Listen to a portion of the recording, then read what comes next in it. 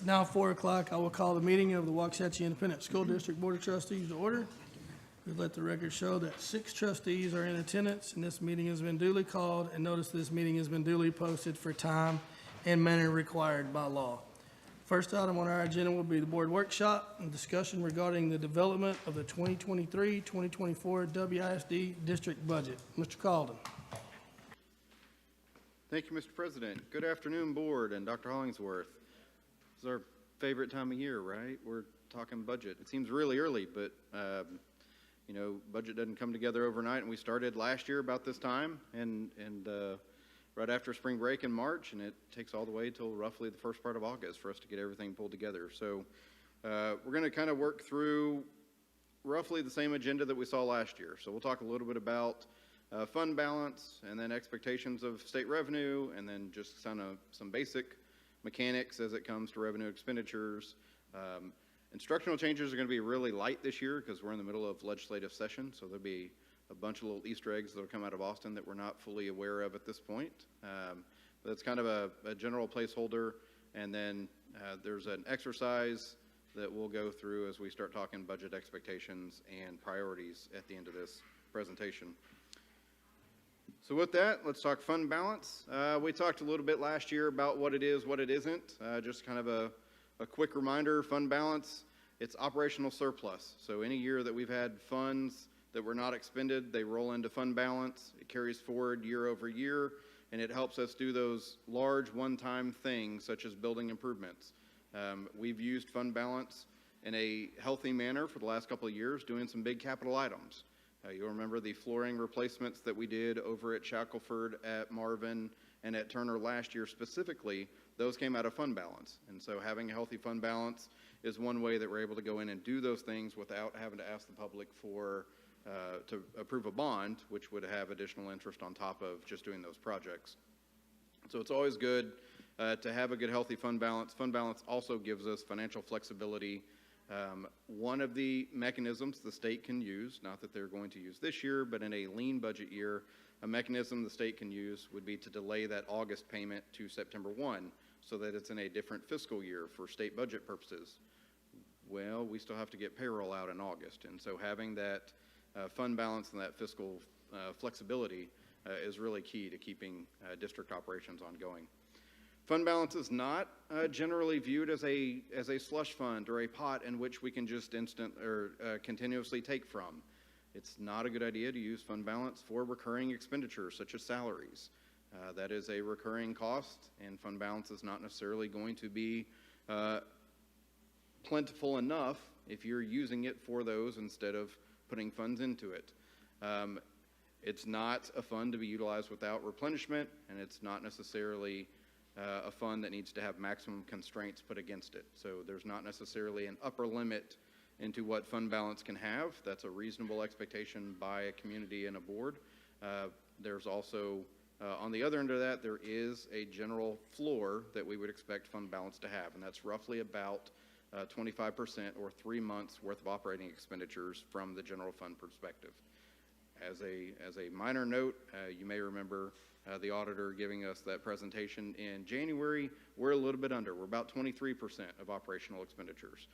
So not super unhealthy, but we do need to make sure that we have a plan to get us back above that 25%. So that's just kind of the status of where fund balance is at this point. And just wanted you to know, kind of as a refresher reminder of what fund balance is and is not. Last year, fund balance made up about 25.1, or a little bit over 3 months. This year, it's a little bit lower. It's about 23. And so fund balance, that's in the general fund.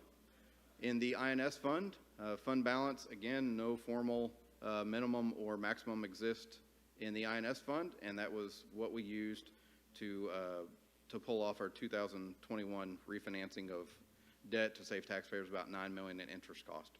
So that just kind of goes to show you the range of what we can and can't use fund balance for. I want to show you a trend of general fund balance.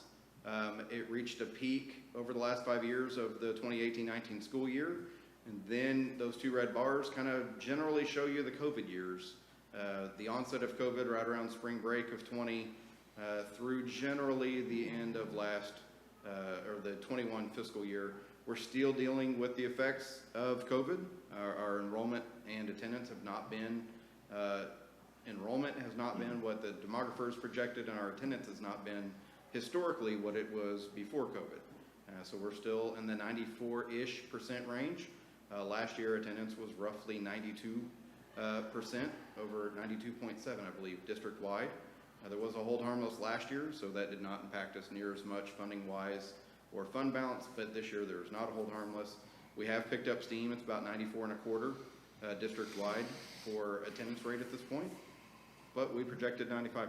So there is a little bit of a delta there, so we are being a little bit conservative as we roll through the end of the spring semester on available funds so that we are not eating fund balance for a lot of ongoing costs. Ryan. Budget mechanics? Sir, Yes, sir. before we get off of fund balance, what dollar amount does that translate to get us back to the 25.1%?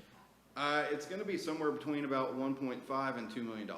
And the reason I'm giving you a range is because it's going to be closer to about $2 million based off of the budget for this year, but it's going to be a little bit less than that with actual expenditures. I don't fully expect us to expend all of the funds this year.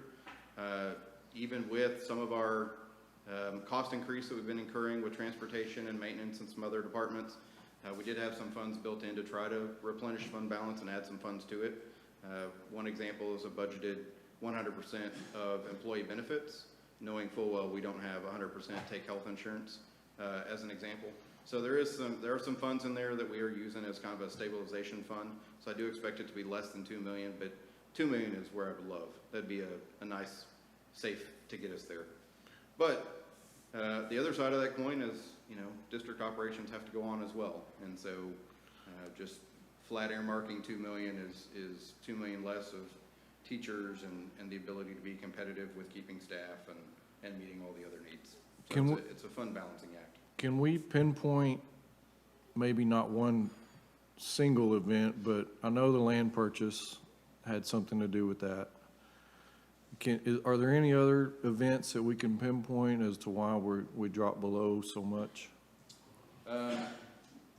The land purchase is really about the only really large event that took place that wasn't really planned for years in advance.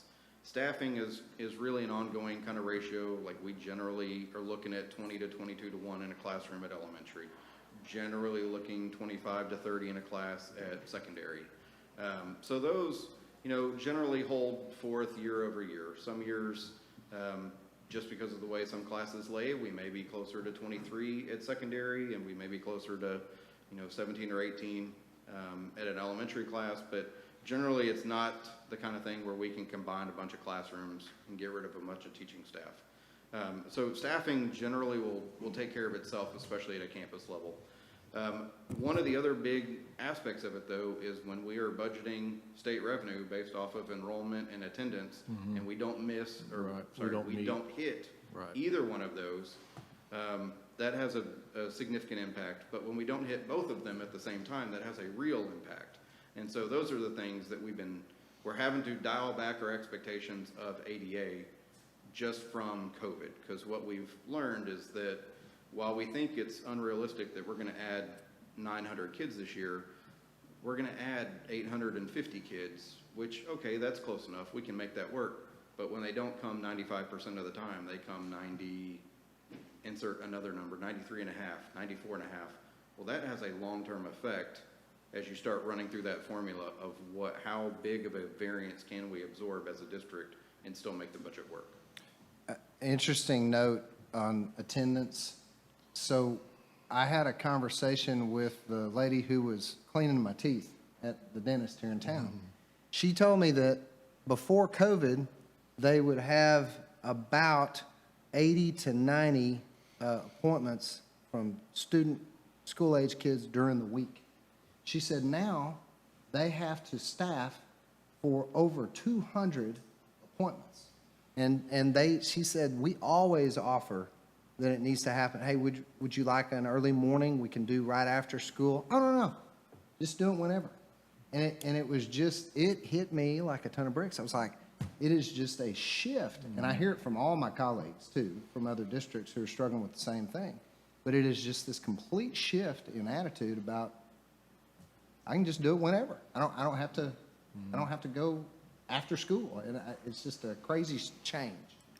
I guess where I'm going with it is, and you don't have to answer it right now, but be thinking about it. What can we do to help you get back to a more of a comfort level there and remedy that to where, I want to be superior every year. I know you do too. So, whatever we can do to help you with that, if we need to lower expectations on ADA, I mean, that's probably a reasonable thing.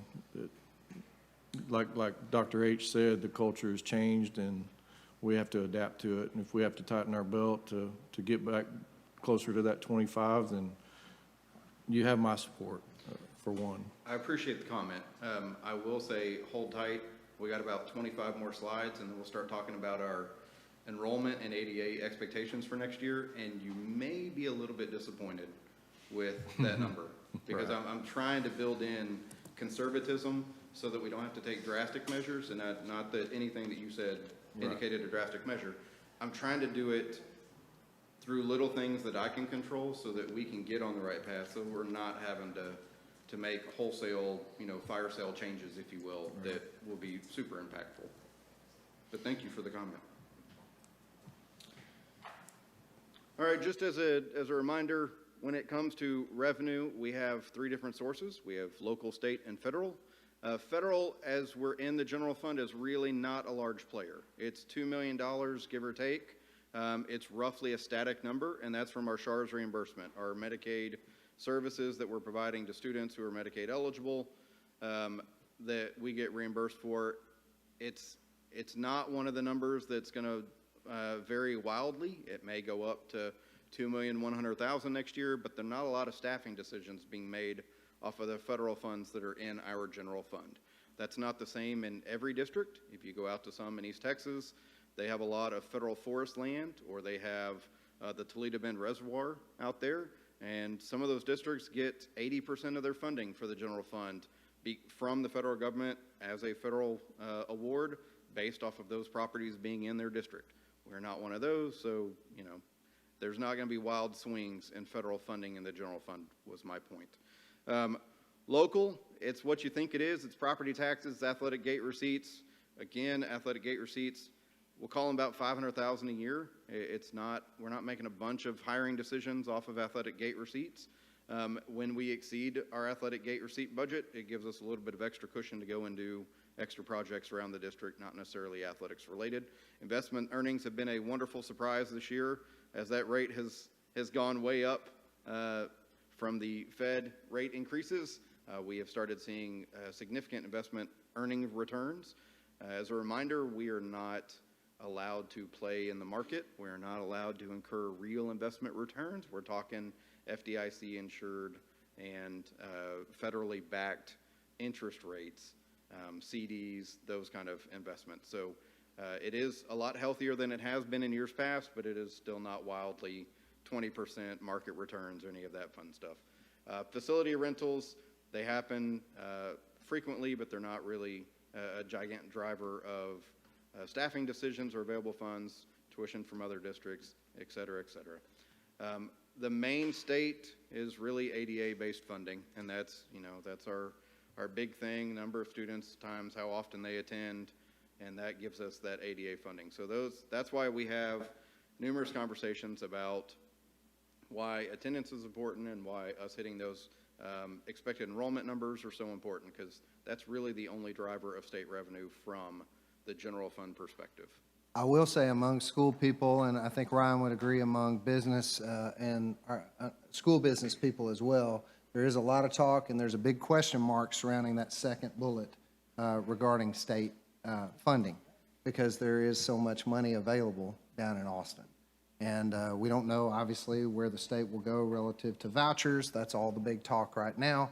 But after that, if they get past that talk and they land in a more traditional place, there is belief that there could be an adjustment to that per pupil allocation, which would change, could change dramatically what our state funding looks like. So, but we just don't know. It's a big question mark. It's a really good point, and this year is a little bit different, being in a legislative year and having a significant budget surplus at the state level. To go way out of my depths and start trying to predict the legislature is always a perilous act, but the things that I've heard the most traction on, as Dr. Hollingsworth was saying, an increase in the per student ADA funding. I believe the House proposal is $50 from $6,160 to $6,210 per ADA. The leader on the other side in the property tax arena is significant property tax reduction again. So I believe those are kind of the two leaders in the clubhouse. There is some discussion about moving to an enrollment-based funding model instead of ADA-based funding model. But I'm not hearing that as much for all students. I'm hearing that for specific caveats of students that build into that ADA number. So it'd be interesting to see where we go by the end of May.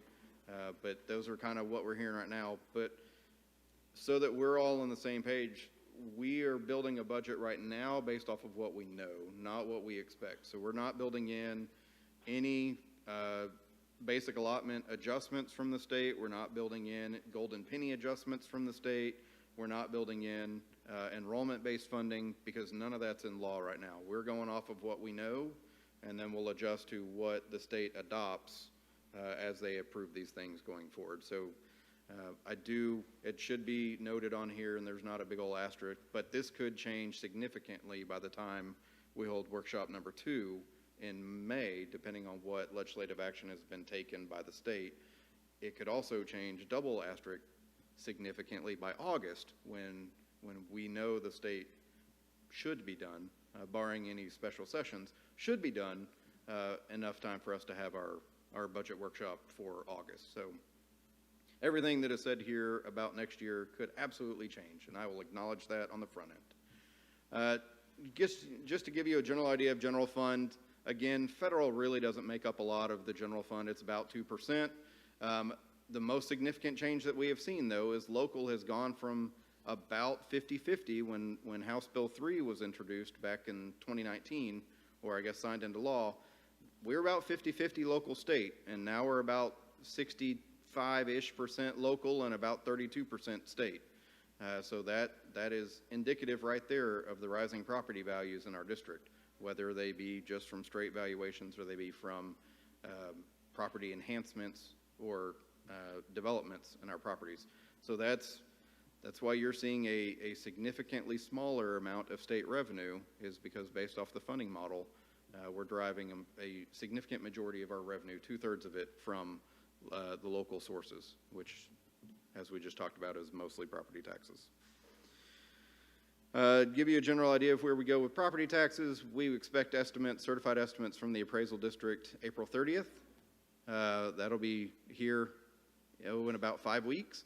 We'll get certified values generally by the end of July.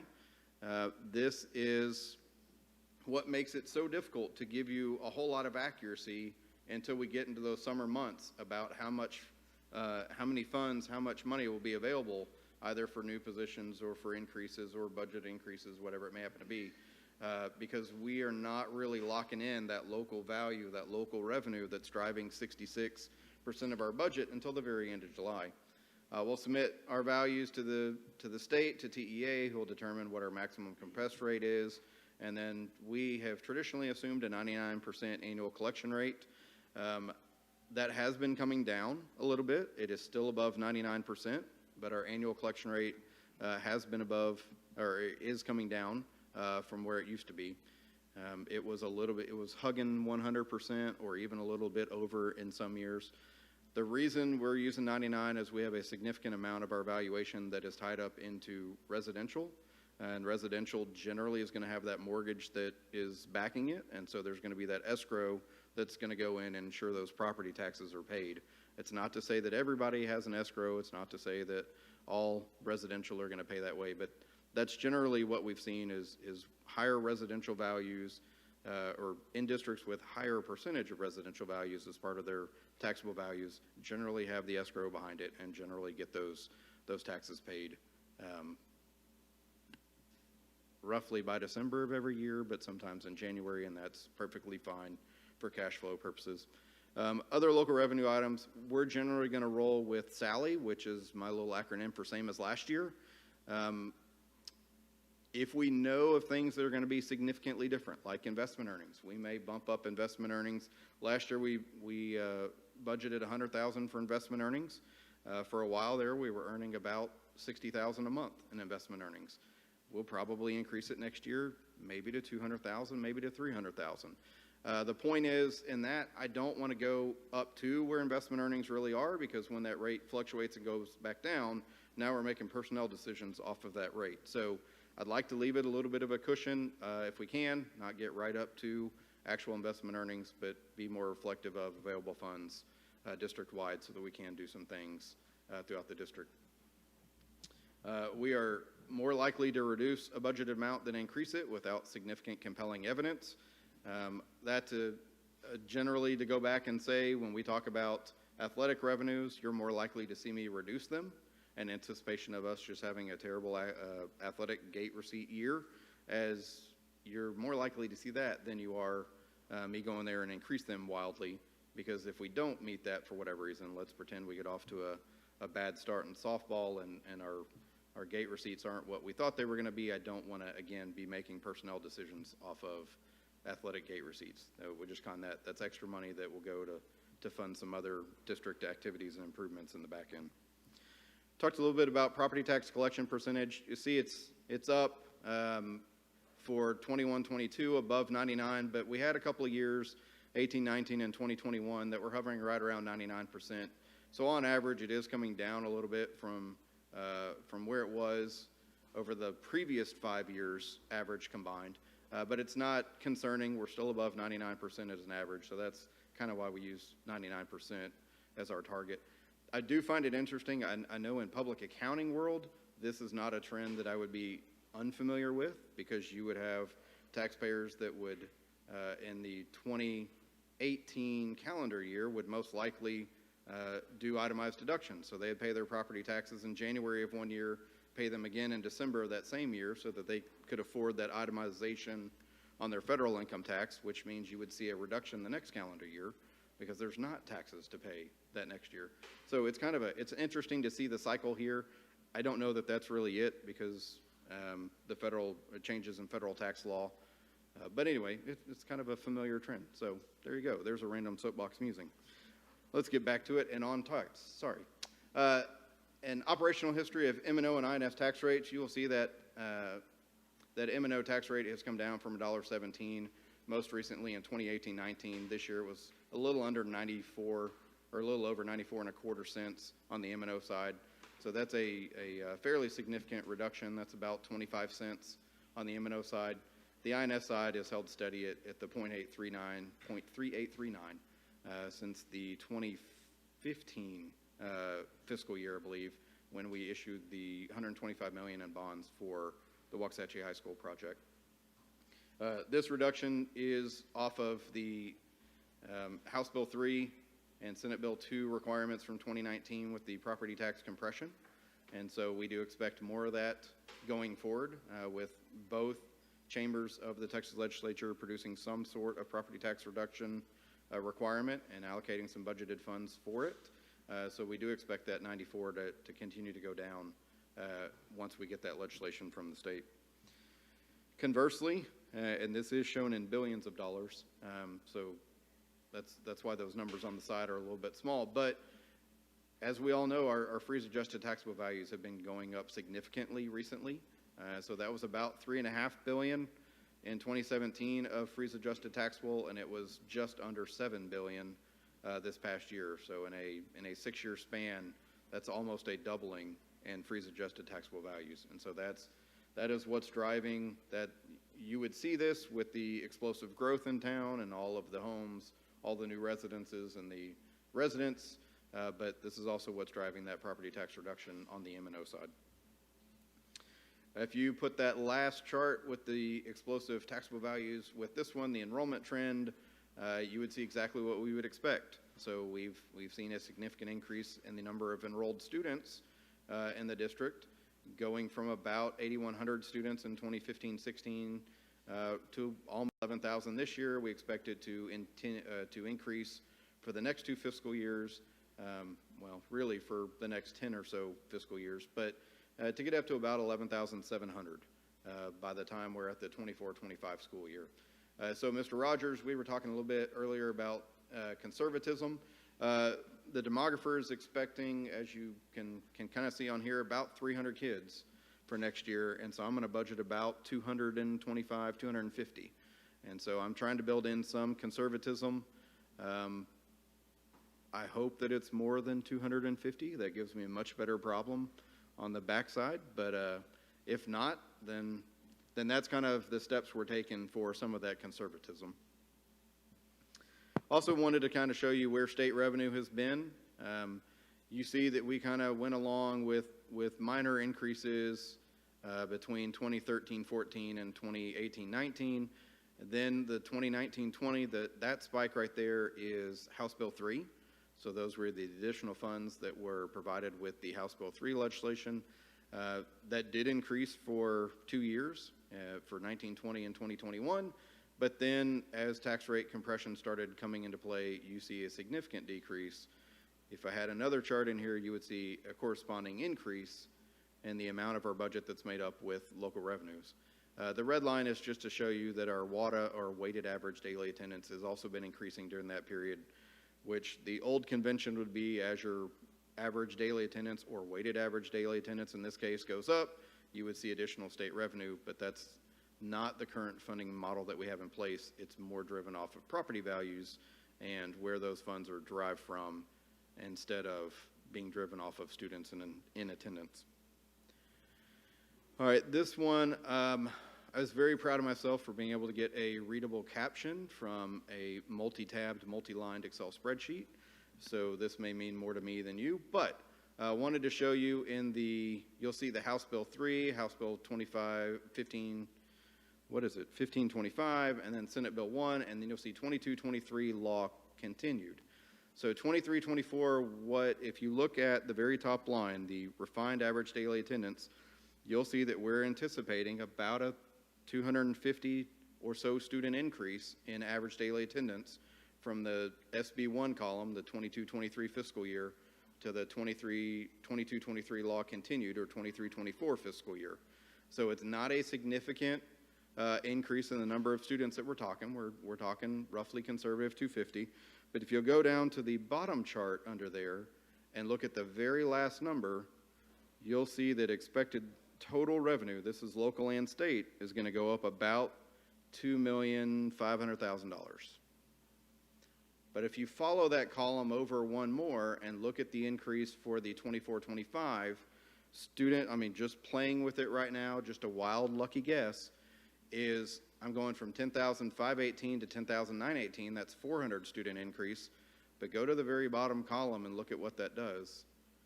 That's a $3 million reduction in total revenue. So we had been talking back in 2018-19 about this funding component called the Formula Transition Grant. This is the year that it rears its head. It's done at the end of 23-24. So if you go in and you look at, I believe the line is on here somewhere. Nope, sorry, did not go all the way down to the Formula Transition Grant. That reduction in state revenue is due to the expiration of the Formula Transition Grant, which for the district, for Waxahachie ISD 23-24, will be approximately $6 million.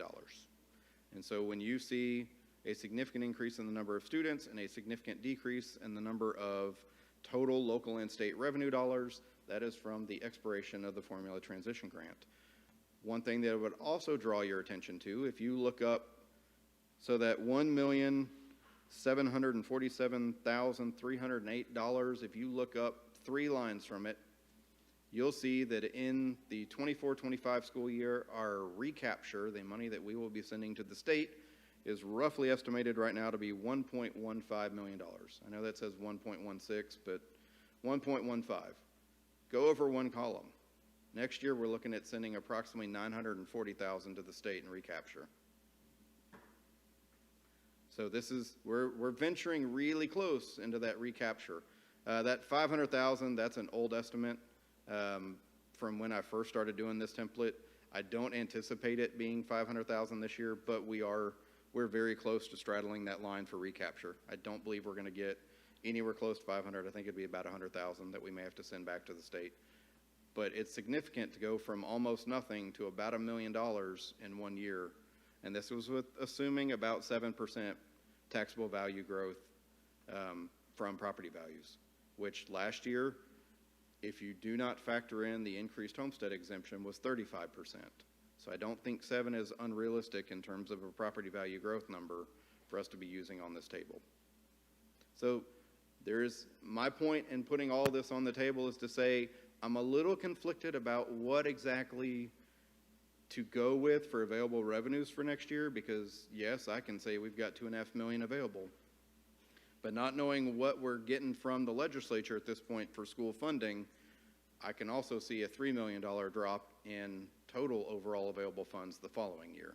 So that's that expiration of the formula transition grant. So we're being a little bit cautious, to Mr. Rogers' point.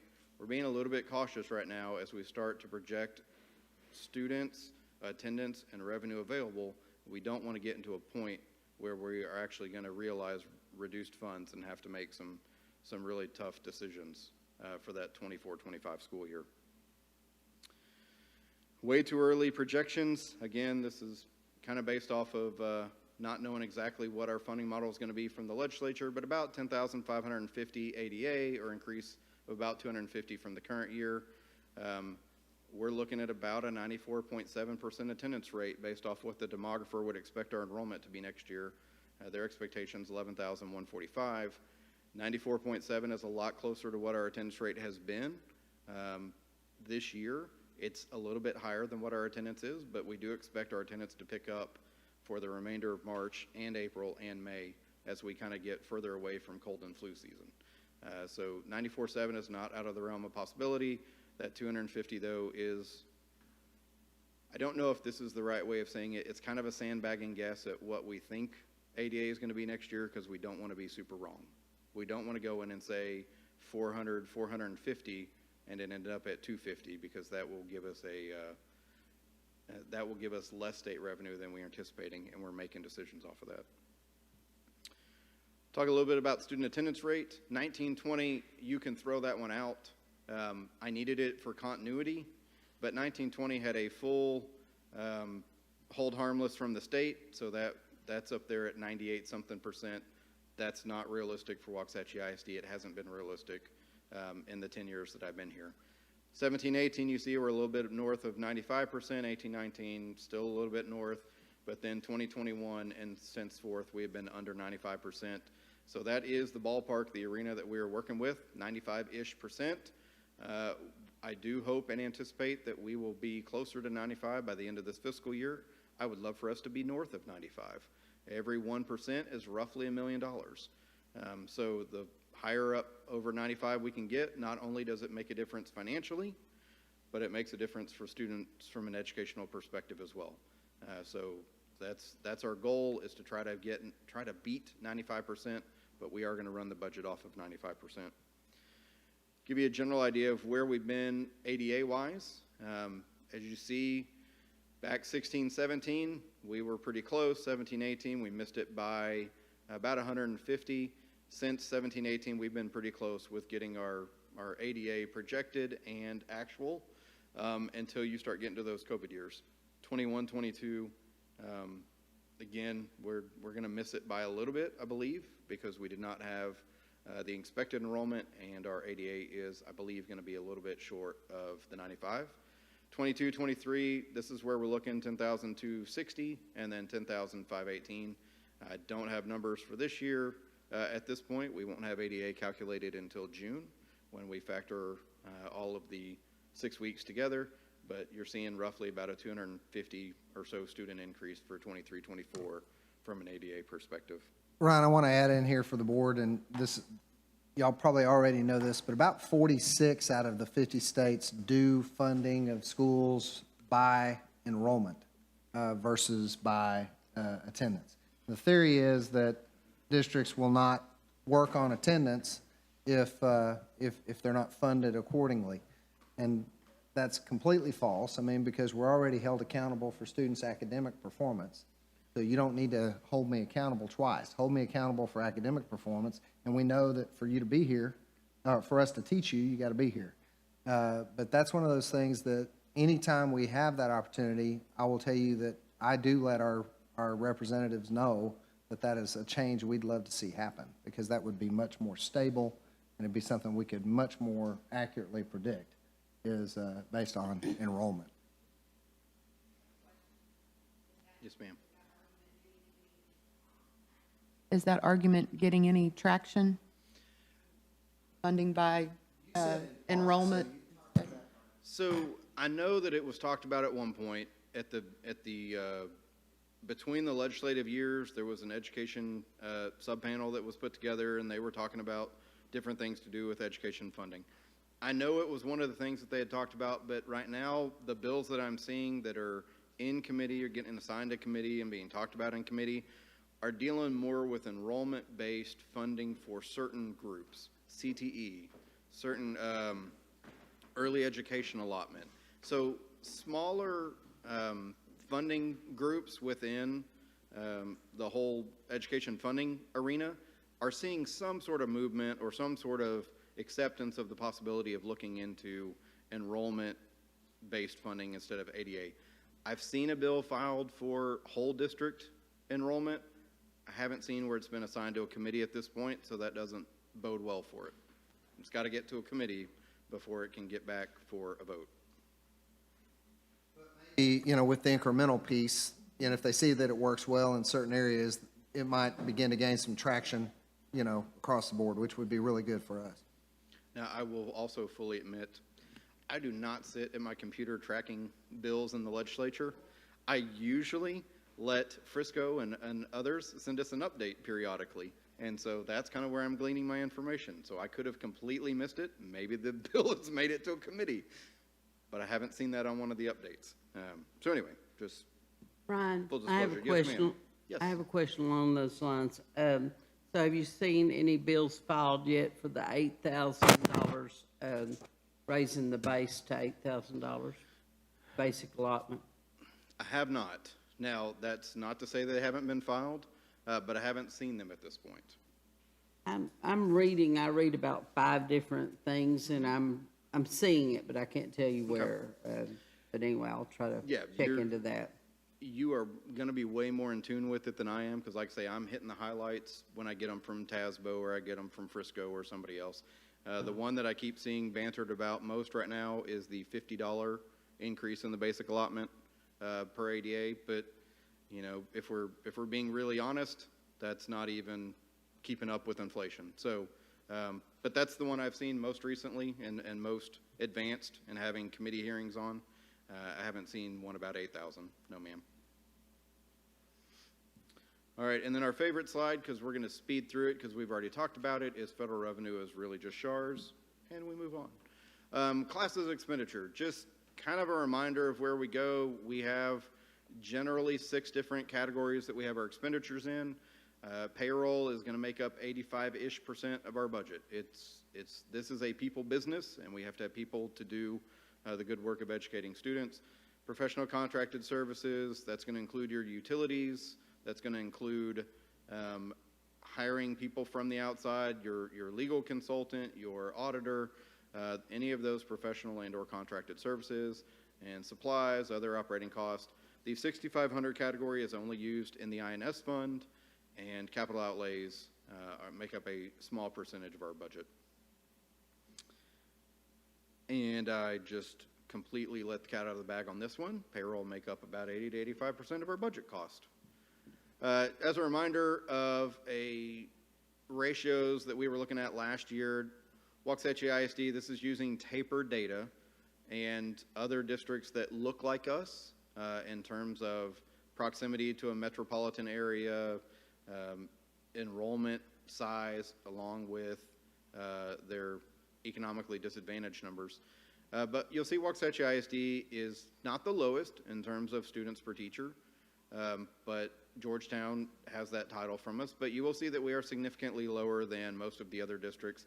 I have no idea what Huntsville was doing in the 2020-2021 school year. I don't know that I fully trust the data in that year, but just as a whole, the average of our peers is a little bit closer to 15, and we're a little bit closer to 13. It is something that we watch. It's not something that is a major driver as we talk about additional positions and we talk about funding. Just know that the lower that student-teacher ratio is, the fewer funds are available for wholesale pay increases or wholesale changing of the way the district is working, just because you have more people that's going to affect.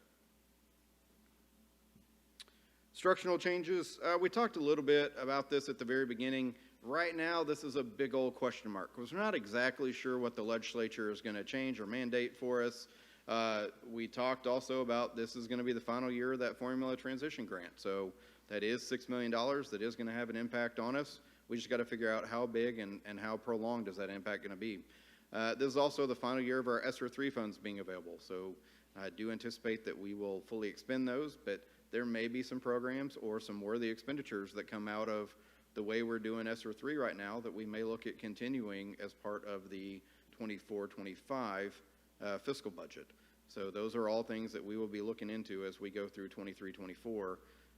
What is worthy of continuing and what is worthy of strategically abandoning as it relates to those ESSER 3 funds. So our budget expectations.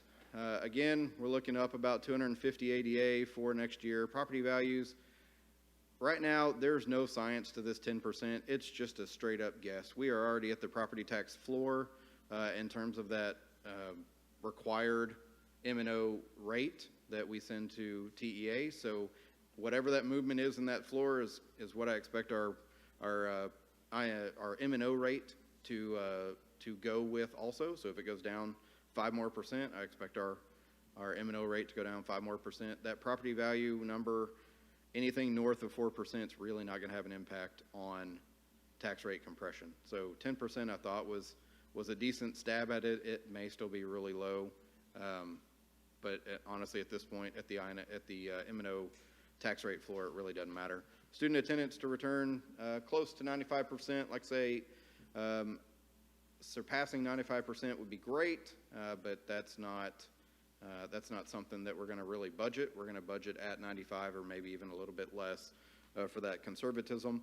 And then expected additional revenue, it's going to be about $2.5 million. And we saw that in whole numbers a couple of slides ago, but that's going to be about $5.8 million of additional local revenue, decrease of about $3 million in state revenue, and then a potential recapture payment of about $940,000 for the 23-24 school year. Again, that recapture is going to be based off the wealth per ADA. So as our local property values go up, that recapture number could also get larger. So it's just kind of a placeholder for right now of my best guess expectation. Expenditures. Boy, this has been a really tough year for expenditures. We have seen the inflation that we never really thought we were going to see, but looking at 1.25% a month hold for the entire year has been really tough on some of our budgets. But going into next year, we anticipate additional staff for increased enrollment. We don't have just 250 perfectly aligned seats sitting open in the district that we could absorb those students without needing additional staff members. So we do anticipate additional staff. Anticipate somewhere between 20 and 25% cost increases for most supplies, materials, and contracts. Expect that has happened since 21-2. I expect some semblance of that to continue. I don't know that it'll be a full 20% going forward, but we know that costs are going to continue going up. We've started seeing some of them come down a little bit, but that's not wise. That's not wholesale across everything that we're dealing with transportation, maintenance, and food service. We do need to continue our one-to-one device initiative and our replacement of devices. You remember back at the very beginning of COVID, we took advantage of some state money and afforded the ability to buy a bunch of devices all at once to the tune of about $500,000. Well, those devices have a life cycle and a replacement cycle, and so we need to start getting into the tune of allocating funds to make sure that those devices are current and refreshed and not 10 years old before we get around to replacing them. We do have some grants that are out there, and so there's a, what is it? I should look this up.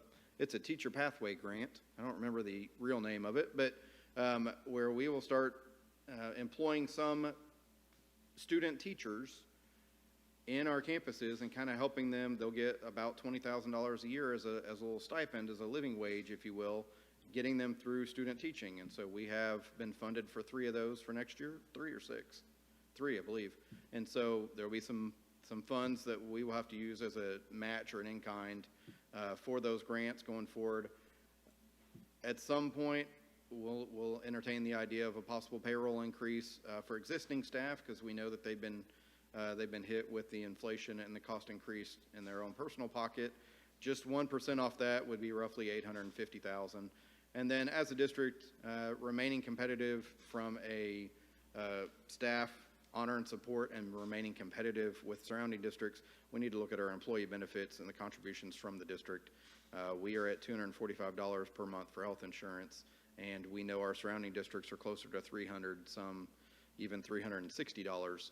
So we do need to look at the benefit contribution that the district is making, whether that is strictly for health insurance or maybe we provide some additional benefits for our staff at no cost to them. So those are all things that we've bantered about, talked about, that we will continue looking into as we go in making this budget for the 23-24.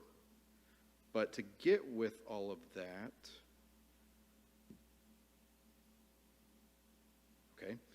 to get there, would like to kind of walk through what some of our budget priorities were last year. And then this is just copied over from last year with a couple of modifications. I put in Tier 3 the employee cost for healthcare, just because that's one of the things that we've been having some discussions on. I can't tell you that it's a number 1 priority, but it is something that is on our radar, something for us to be looking into. You'll see most everything else on there are things that are not going to be new, things that we have talked about before, things that are an ongoing thing. When we talk about purchasing 3 buses, that's something that we do just about annually, is purchase at least 3 buses, because we know that they're on a life cycle and they're going to wear out. And as we increase the number of students in our district, we increase the number of bus routes. Tier 1 from last year, we had a 2% payroll increase as well. I believe we were able to successfully do that, so I did pull that one out. Replenished fund balance, that is, it was a Tier 1 item that you identified last year. It is one that I rolled forward. I don't believe we're at the point where we need to pull that one off or reduce it down. But at this point, I'm going to turn it over to Dr. Hollingsworth. Thank you, Mr. Calden. So I would really like to practice good instruction right now and have y'all work in a small group, but I'm going to adjust a little bit because Lee tells me I shouldn't do that. Even though it's good instructional practice, we're going to practice poor instructional practice, and we're going to have group responses on where we are with our tiers 1, 2, and 3. I would like you to work individually first. And so do you have that handout that's got these on it? Nope, no worries. That's all right. We're good. We'll adjust. And so what we'd like to do is have some conversation. This is where we landed last year with our priorities. And so we'd like to have some conversation about, do you feel like these priorities still work well, or would you want us to begin to consider some changes in these priorities? And where it says other, obviously, do we have some things that are missing? Are there some pieces that are missing up here?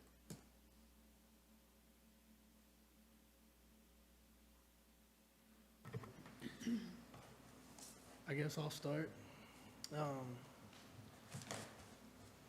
Last year, I was pretty much of a proponent for increasing our fund balance. Certainly has not going to change for me this year, and that's going to be one of my top priorities. I don't know how you make up that entire deficit in 1 year, but the only way you can is by starting. Yes, sir. The one thing I will question about on tier two, the increase in budget for AC roof replacement, bell system replacement, I would assuming that possibly would be, reduced depending on outcome of the first Saturday in May. Am I correct? It's a really good point. So it is a little bit pessimistic as we go into budgeting for next year, because I'm gonna pretend that that's not successful at this point, because it's not successful at this point. But yes, that is one thing that However, definitely if it changes. is, then you do have a little bit more flexibility in the budget moving forward. Am I Yes, sir. correct? Okay. Yes, sir. Well, and I just want to add in, and because this is something that I know comes up with y'all, because you've shared it with me, that it comes up in your conversations out in the community. We do, and y'all have, a great track record prior to my arrival and since I've been here of working on maintenance issues out of our maintenance and operations budget. Y'all regularly and routinely fix stuff. We've allocated money for that. I believe the number over the last 5 years was about $6.5 million. Yes, sir. It's about right? $1 million a year. So $6.5 million that this board has smartly said, hey, we need to fix things as we go along. So that notion that, you're not addressing regular maintenance is just not accurate. What happens in the form of a bond is you're able to address a lot more maintenance much more efficiently in one fell swoop. And that's, if you look at, that would be Proposition C in our current bond election structure. Also, I'll touch on the purchase of the 3 buses. I don't see the importance of that changing as well. I mean, obviously, our district continues to grow, and it's continuing to grow on the fringes away from the schools. So as we get farther and farther away from campuses, we're going to need more and more transportation. So Yes, sir. that's my initial reaction to your tiers. I appreciate it. That 3, just so that we're all on the same page, when that stays on here, and I assume it will still be on here, either tier 1, 2, or 3, but going forward, you're gonna see that number increase to 4 and ultimately 5, most likely in the next 2 or 3 years. So we do have some buses that are getting a little bit older, but to President Autry's point, we're not seeing the growth consolidated into just certain areas. It's all over our district, and so there is more driving, there are more riders, and so you will see more buses from additional routes and to replace current equipment going forward. Thank you, sir. Ron, on tier 3, can you kind of talk through that a little bit, what that would look like, and maybe if you know a dollar amount of what that would cost us?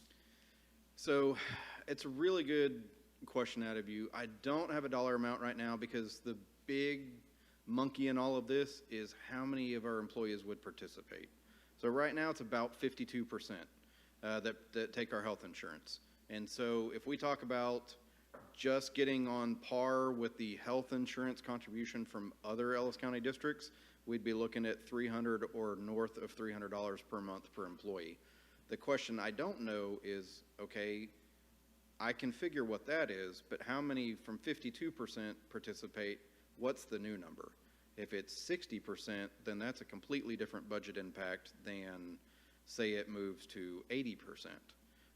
So there's a little bit of unknown that goes into that. I would tell you that I would probably, if I were off the cuff doing it, I'd probably budget for 85%, 80, 85, somewhere in that range, and just see what happens at the end of 1 year. And if it's less than that, then we've got some additional funds that we can go and do with. If it's more than that, it wouldn't be so crippling more. I know it's not going to be 100%.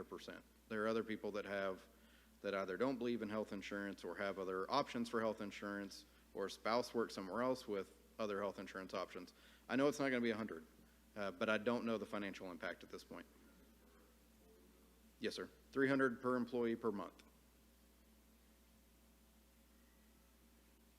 So I know just in that arena, I believe Ferris is about 360, and they provide employee dental coverage, and they provide something else as one of the perks to draw people there. That's not my proposal to get us there. Just that's kind of what some other districts do. You have provided our employees with a $10,000 life insurance policy to cover the employee. Other districts in Ellis County have picked up on that as well, so they're offering that benefit as well. One of the things that really is kind of sticking out for us versus our peer districts in Ellis County, so that's the Ennis's and the Red Oaks and the Midlothians, is that monthly health insurance contribution. They're the other big three, the other three of the big four are a lot closer to 300 or north of 300 per month per employee on that contribution, and we're at 245 a month. Mr. Calden, what is the state mandated amount that we have to pay? For health insurance, it is $225. Okay. Well, let me caveat that.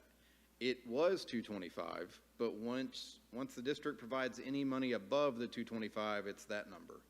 So now our mandated amount is $245. The point is, if you add more to it, you cannot take it away later and go back down. So, yes, ma'am.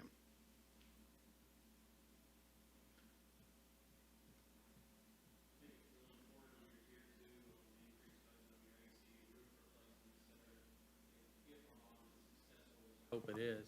You can't lose that one, because if you do, you're not gonna have another one soon.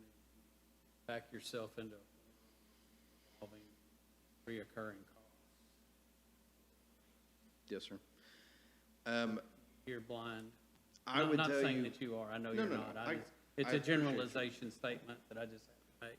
I appreciate your comments. I think realistically, when we talk about that that item specifically, what you would see is that being pulled out into just kind of a holding account. We call them a 7-7 account. It's a sub-object 7-7. But anyway, it's kind of an account that's just a placeholder designation.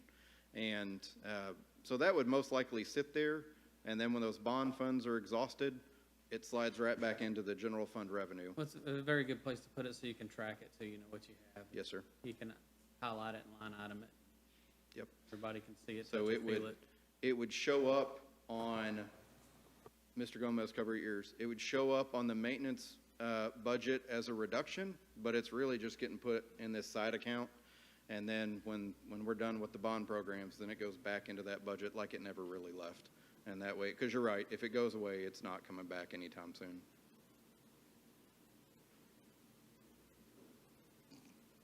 Brian? Yes, ma'am. What is I'm sorry, what is the state of our bus group? I mean, because I've heard some problems breaking down, and, I mean, do we need to do more or put more towards replacing some buses? So right now, we have a grant application in with the state of Texas. It's something about environmental quality, and it's not TCEQ, but it's something about TERP grant. And so we have an application in right now for 5 buses.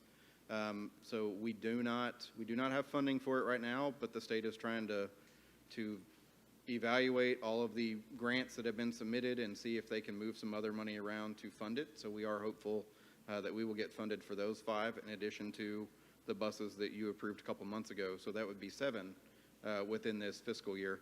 The answer directly to your question is we have a fleet of about 60 vehicles and we have about 40 routes. On any given day, we have some buses that are broken down. We have some buses that sit on the lot as reserve buses in case a bus breaks down, and we have some buses that are going out of town for field trips and/or athletics and/or any other extracurricular activity. We do not have a large plethora of additional buses just sitting around the lot. At any given time, you may walk over there and see 3, 4, 5 buses, or you may see 0 buses. It just depends. We do run through some cycles where we have some buses that break down, whether due to age or they're in for routine maintenance. But I wouldn't characterize it as debilitating, and I wouldn't characterize it as out of touch with what districts around us are experiencing. Yes, ma'am. This may be a little bit too early to ask, and if it is, just let me know. But from an individual perspective, looking at my personal budget, if there's disposable income over the course of the year, then I decide what trip we may take or where we may go, or what my kids can participate in. Is there a certain number that you earmark back to say, okay, this is what your budget for all of these things. And anyway, if so, we could get kind of a number for all of these to look and see, you know, what can we fit in that box? Is that possible, or is it too early? It's do that? really early to even look into them, because right now we're still hearing feedback from departments and campuses on, you know, what their needs are and all those fun things. I really don't start looking into the current year budget for any overages or realistically underages until we start getting towards the end of May, because it's so heavily driven off of state revenue and so heavily driven off ADA. I can look right now and go, I know that maintenance is having a hard time with cost increase, and I know transportation's having a hard time with fuel. But it's unfair for me to go in and say, well, Ms. Harris has, you know, $5,000 extra at the high school she doesn't need, because she's still got another, you know, 9 weeks to go of school. She might need that 5 between here and there. So it is a little early for us to start identifying significant overages, but where we have built into the budget to say a phone system replacement, and we say, no, we're happy with our phones. Well, yes, then those we can start earmarking right now and say, hey, this is going to be underused funds or an overage in the budget that we can do another project with, or we can do into fund balance. Did that answer your question? Okay. I think it's important to replenish the fund balance, but I also think a priority should be to do all we can to increase staff salaries.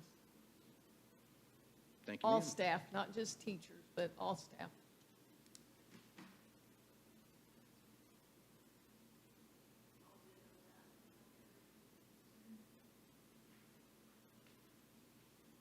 That was Ms. Starnader? Okay.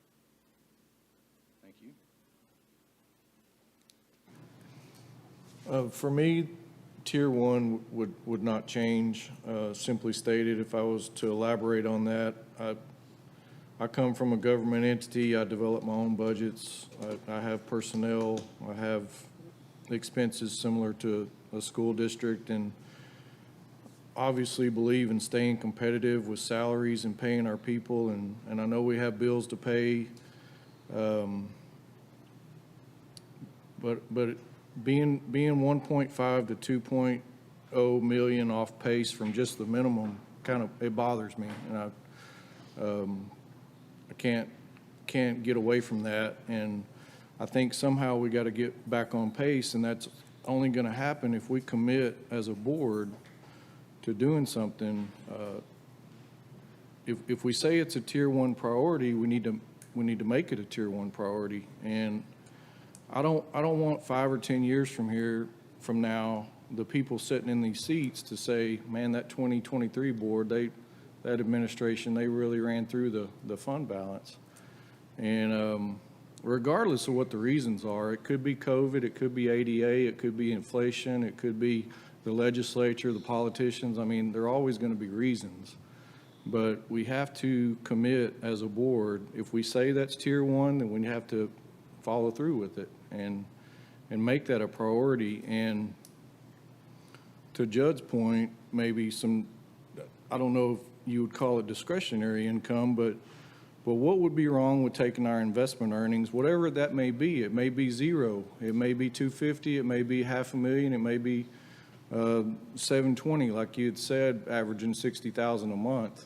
And I know that number fluctuates. But why can't we as a board commit to whatever our investment earnings are? That would be what we replenish our fund balance with.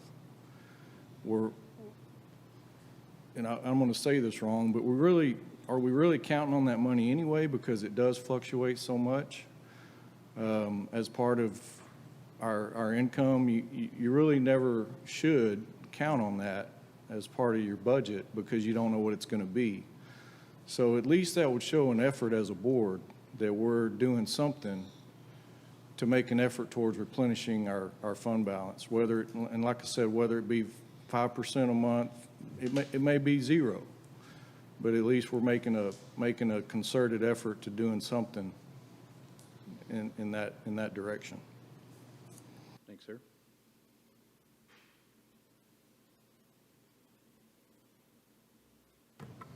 Anyone else? Okay. Thank you very much, sir. Thank you. Just so y'all know, our next budget workshop, can you go to that? Well, I guess we had it on May of 2023. So we'll, just as we did last year, we plan on doing our second budget workshop prior to our May meeting. We'll do another 4 o'clock, because this seems to work pretty well for the board. And then we would anticipate doing one again in August to finalize. Okay, at this time, we're going to go into closed session according to Section 551.001 et sec of the Texas Government Code. It is now 5:05.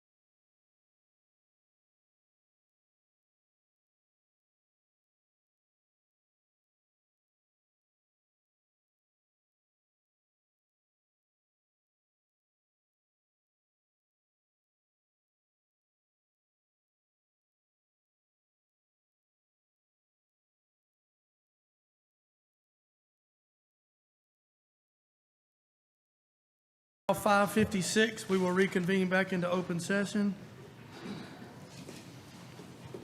At this time, I'll ask Mr. McCutcheon to lead us in our invocation, followed by our pledges by Hattie McCutcheon and Jason Gabbard. Let's pray. Lord, we thank you for this day.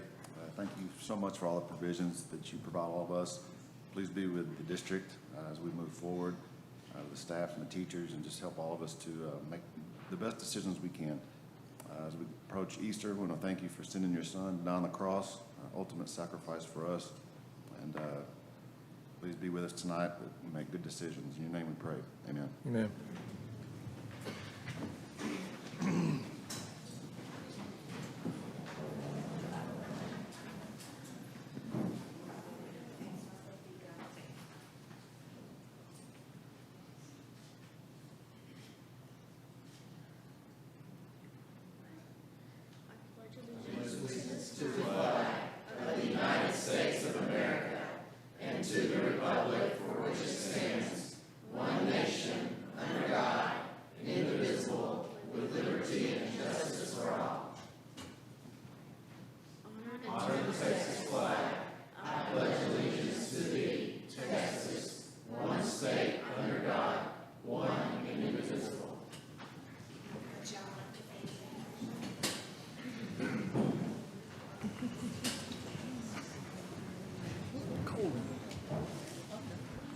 Good job, guys.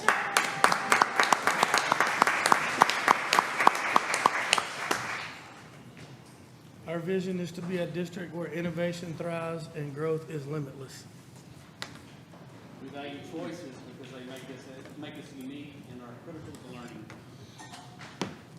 We value a collaborative culture that honors and supports all who positively impact the lives of our students. We value an environment of belonging that respects individual differences and ensures equality for all. We value relationships that broaden learning experiences and enrich our community. All right, next item will be our recognitions. Mrs. Bridges? Good evening, Board and Dr. Hollingsworth. I am excited to bring to you all some recognitions of some great students and staff members. I'd like to first invite our Fine Arts Director, Sean Cagle, to come up. Good evening, Board, Dr. Hollingsworth, Cabinet. I'm very pleased and honored to bring before you tonight our Texas All-State Band students, Ms. Leah Gonzalez, Cade McKee, Owen Bartosh, Joshua Martin, Clara Moriarty, Eric Skites, and Eric Terrones as our alternate. As you all know, this is one of the pinnacle achievements of Texas band programs.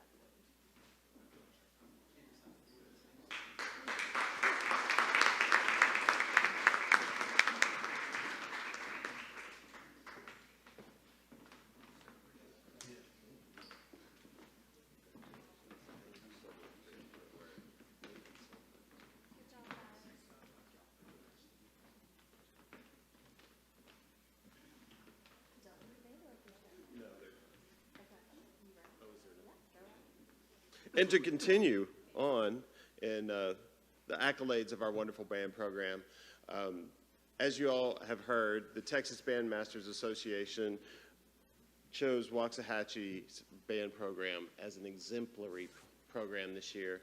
It is quite a rare honor for a program to receive this accolade, and so we are very, very thankful and proud of Mr. Armstrong, Mr. Cook, and Mr. Bell and all the work that they do. I'd like to have Mr. Armstrong say a few words on this behalf.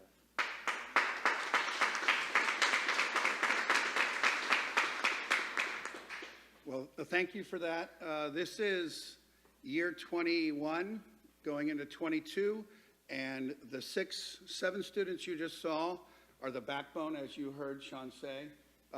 We have had about 121 All-Staters in the last 21 years, and Waxahachie's only had 136 total All-Staters in their history. So you can see that the last 20 years have produced that level of player.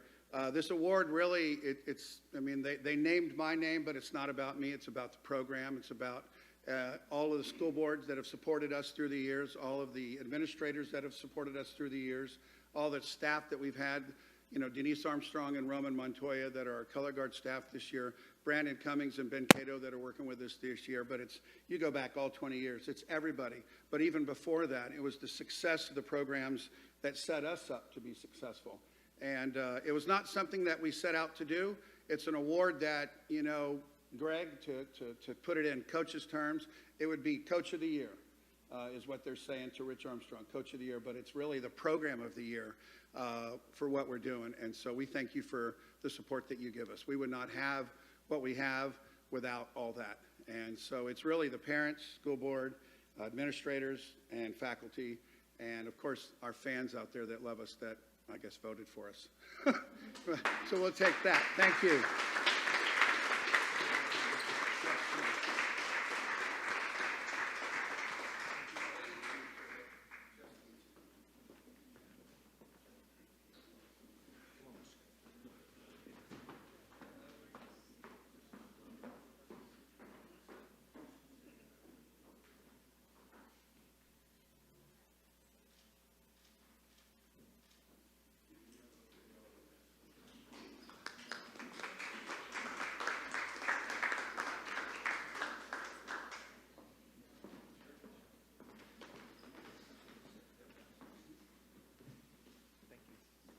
Board, next I'm excited to invite our STEAM team to come up.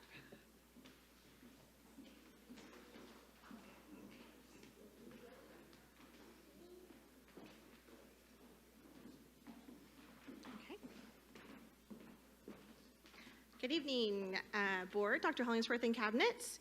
Working on projects to bring our homes, schools, and community together, pull at our heartstrings because we know those efforts are best for student growth, but they also are projects that ensure that we are living out our district core values. The STEAM Expo showcases how innovation is thriving around our community and in our district while we engage families at this event in hands-on learning.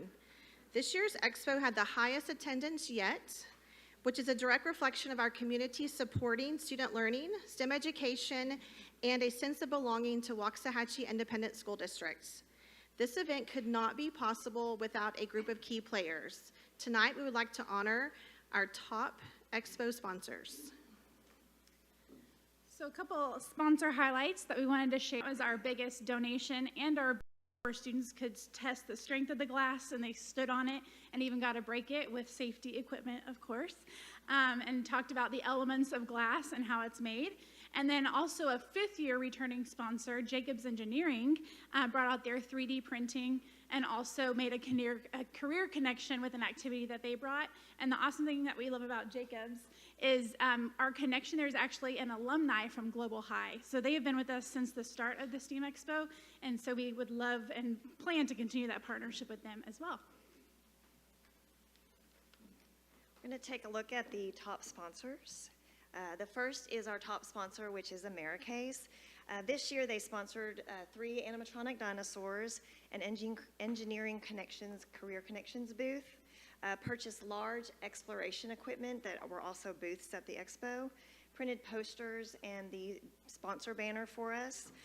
We're so appreciative of their support, and they are not able to make it here tonight. They wanted to pass on their thanks and appreciation for being asked to help, and they love giving back to Waxahachie Independent School District. Our next sponsor is Baylor Scott & White, and tonight joining us is Justin Pond, who is Vice President of Operations, if you want to join us. Along with being a community partner with Marvin Biomedical Academy, they sponsored a booth that offered stethoscopes to the guests where they learned how to use them, and then they got to take them home. So it was a great opportunity.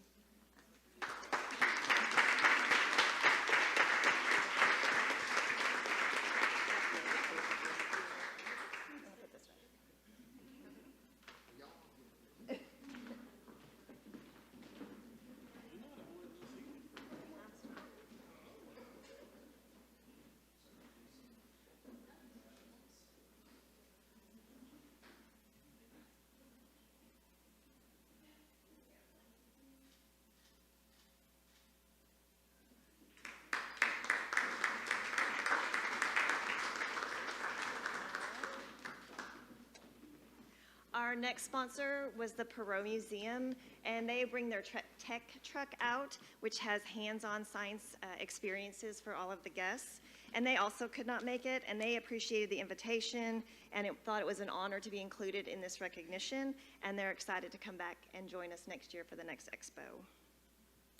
And More Media provided a photo booth and music at the entrance of our expo, which made it a fun environment. They also provided an advertising movie that was put on social media for us. Finally, we've got Ward Science, and this is a company that provides education science materials across the world, and they joined us and brought a chemistry interactive booth for the guests to enjoy. Okay. As soon as the doors closed on this year's expo, our team got together to recap how the day went and started dreaming on how to make next year's 2024 expo even better. As you heard Teresa mention, many of the sponsors that you see on the screen tonight have already reached out and are eager to be a part of this event next year. And so we just want to thank you tonight for believing in our mission here and allowing us to lead at for our greater district team. Thank you. And board, we're going to surprise them just a little bit because they do not realize that not only is this our STEAM team, this is our STEAM Dream Team. And so I'm going to ask Dr. Benneker to come up and say a few words about these folks and the work that they did. So one of the things she just finished with that I want you to take note of is as soon as the event was over, she was already planning for 2024. So they put in countless hours, although I'm sure at midnight, 1 o'clock in the morning, y'all had counted the hours you had been there that day. But numerous hours, tons of time and dedication and heart that went into this event would not be possible without these ladies and two more that couldn't be here tonight, but I wanted to thank all of them and then everyone else that supported the event. If you were there that day, you got to see it. I apologized to Ms. Abity 2 or 3 years ago at the first event on the stairway of the high school. I told her I had no idea how big this event was until I got there that day and saw it. And I think Dr. Hollingsworth, you witnessed that last year. You had the same moment, but this is a fantastic event. Yeah, the alpacas out front, that's what did it for him. But thank you all so much for everything that y'all did to put this event together for us.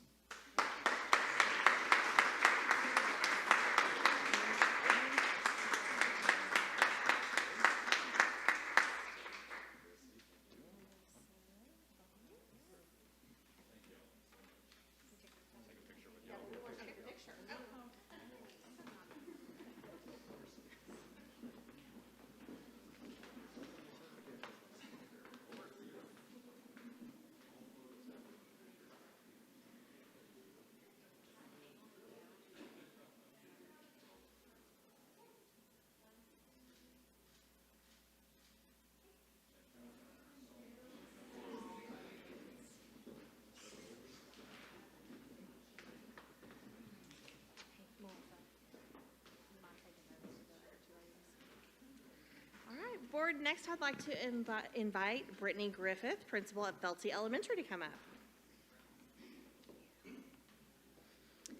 Good evening, board. Dr. Hollingsworth. I'm Brittany Griffith, principal at Felty Elementary, and tonight I have the honor of recognizing one of our outstanding staff members and getting to share with you a few of the great things happening at Felty this year.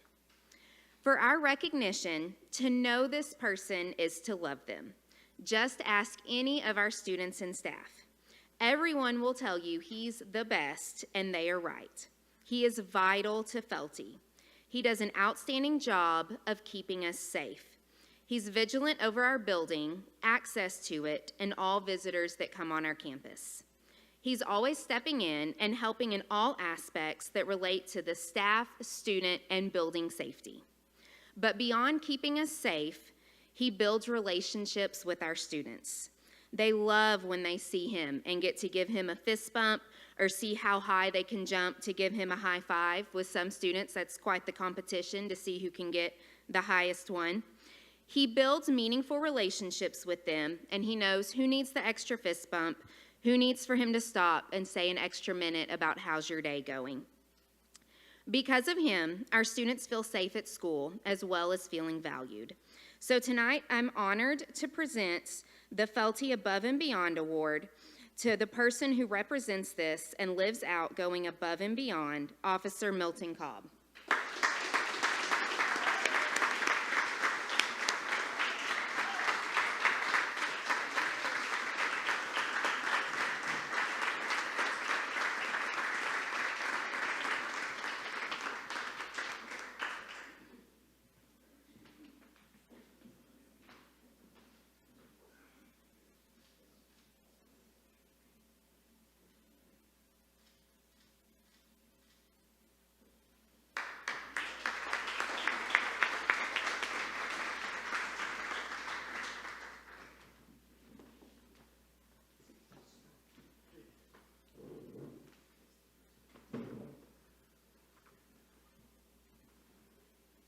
right, now I'd like to share a few things that highlight how Felty lives out some of Waxahachie ISD's core values. We value an environment of belonging for students and for staff. Part of this is honoring and recognizing our students who represent what we call our Felty 5. These are 5 guiding principles for all Felty students with how we act, how we do business at school. Through the work of our leadership team, we're moving into positive systems of support for students and recognition. We honor students by having a system where teachers give students positive office referrals, and they're celebrated by our administration team, myself and Ms. Gabbard, and also shared with parents. We're so proud of our students, and we love to take time to recognize all the positive things they are doing and honor and support all their endeavors, both big and small. Also part of our positive behavior system this year at Felty are aspects that bring in an environment of belonging. This includes the coveted Golden Spork, which is earned by classes competing through positive cafeteria behavior. Students also earn Felty funds that you see there on the screen for following the Felty 5. We also like to add in alliteration. This spring, we're also celebrating, we are so proud of our students and love to honor and support them in all their endeavors, big and small. This spring, we're also celebrating kindness all semester long by bringing in a sense of belonging through a wall of recognition of intentional acts of kindness. Rather than focusing on this for a week, our counselor speaks with students through our limitless learning time on how to be intentionally kind, how to live that out, and how to recognize examples of kindness in others. We also value relationships that broaden learning experiences. For our last 6-week party, we coordinated with high school basketball players, charmers, cheerleaders, baseball players, and band members for them to come and spend some time with our students. It was a great time to see our students interact with these older students in a variety of ways and see ways that these students are involved as they get older. And teachers liked joining in on the fun as well and seeing some of their former students. We honor and support our amazing staff who impacts the lives of students. These are some incredible students that we get to honor, as we know, each month with our Student of the Month. Our students are our why and our reminder for what we do. In addition to recognizing students, at Felty, through honoring and supporting staff, we believe it is critical to honor the work that our staff does as they pour into our students each and every day. Each month, our staff nominates other staff members for recognition and explains how that staff member is living out WISD's core values. We also honor and support each other through fun staff luncheons like our monthly staff luncheons and get-togethers. Many times these are done in conjunction with our community partners that will sponsor them to build those relationships. And feeding educators is a great way to build community with our teachers. Finally, and most importantly, our grade level spotlights highlight collaboration among our students. Lessons our teachers have done this year have helped continue to live out priority 1 of our balanced scorecard. All students will grow academically every year. By engaging students in meaningful lessons, we are deepening their understanding. These pictures show examples of that throughout the school. After studying plays, some classrooms were transformed into a theater for students to perform plays that they created. Another classroom was transformed into an operating room for students to dissect nonfiction text. After learning coordinate points on a plane, our 5th graders engaged in a game of Battleship.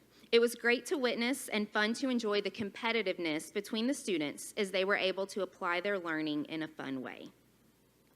Other examples were our living versus non-living, which turned into a study of earthworms versus gummy worms, and 2 and 3D shapes that were lived out in a classroom transformed into a camping set. These are just a few examples of how teachers have engaged students in learning to increase understanding and help students grow. At Felty, we are a family. Our students are our why. We celebrate each other's successes. We bring together our core values through creating an environment of belonging, providing choice, creating a collaborative culture for students and staff, and valuing relationships that broaden learning experiences. Thank you.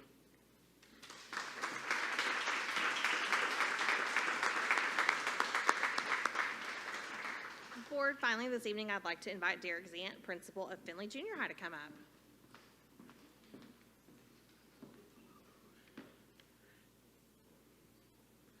Good evening, Dr. Hollingsworth and Board of Trustees. I first want to recognize our Warrior of the Week, Miss Amy McCuskey, one of my 6th grade ELAR teachers.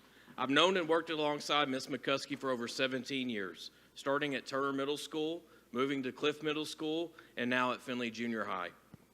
Miss McCuskey is always reliable, dedicated, and positive in all that she does. Our vision is to be a district where innovation thrives and growth is limitless. She has demonstrated that growth mindset by obtaining her National Institute of STEM for STEM education certification and transforming her classroom into a collaborative learning environment. I've received numerous parent praises about Miss McCuskey going out of her way to communicate and care for their child as they transition from 5th to 6th grade. I'm blessed to have Miss McCuskey at Findlay and proud of her hard work and dedication. Thank you, Miss McCuskey.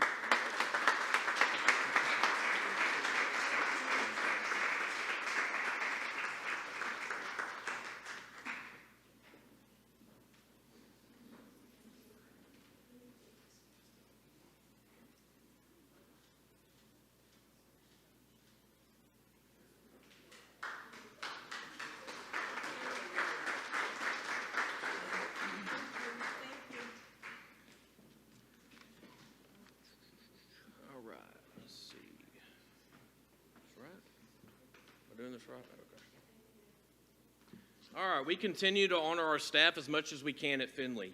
Each week, we celebrate a staff member nominated for their exceptional work. They have their own parking space for the week and recognized on our Facebook page. We also recognize our staff members every 6 weeks with perfect attendance and have drawings for Amazon gift cards. Students at Findlay are celebrated every 6 weeks also. This year we started a positive behavior reward system called the Findlay 5. We wanted to recognize our students who are positive classroom leaders by turning in all their work in each class, following school expectations, and abiding by the dress code each day. These particular students are known as our Findlay 5 students. After every 6 weeks, they're celebrated in the cafeteria, sign a giant poster in the hallway, and then receive other rewards during the 6 weeks, like allowing divisive privileges in the class and enjoying free time in the gym during advisory. These students will also be recognized at our end-of-the-year award ceremony, and it's been an enormous success not only with our students, but our staff have seen a positive increase in behavior in the classroom. Last, we created updated honor roll walls every 6 weeks that celebrate all of our A and AB honor rolls students. The students have enjoyed seeing their names on the wall every 6 weeks, and parents like seeing their child being recognized on their Findlay Facebook page. And thank you, Dr. Hollingsworth, Board of Trustees, and the Cabinet for all that you do and support Findlay Junior High. I'm blessed to be the principal at Findlay Junior High and honored, so thank y'all.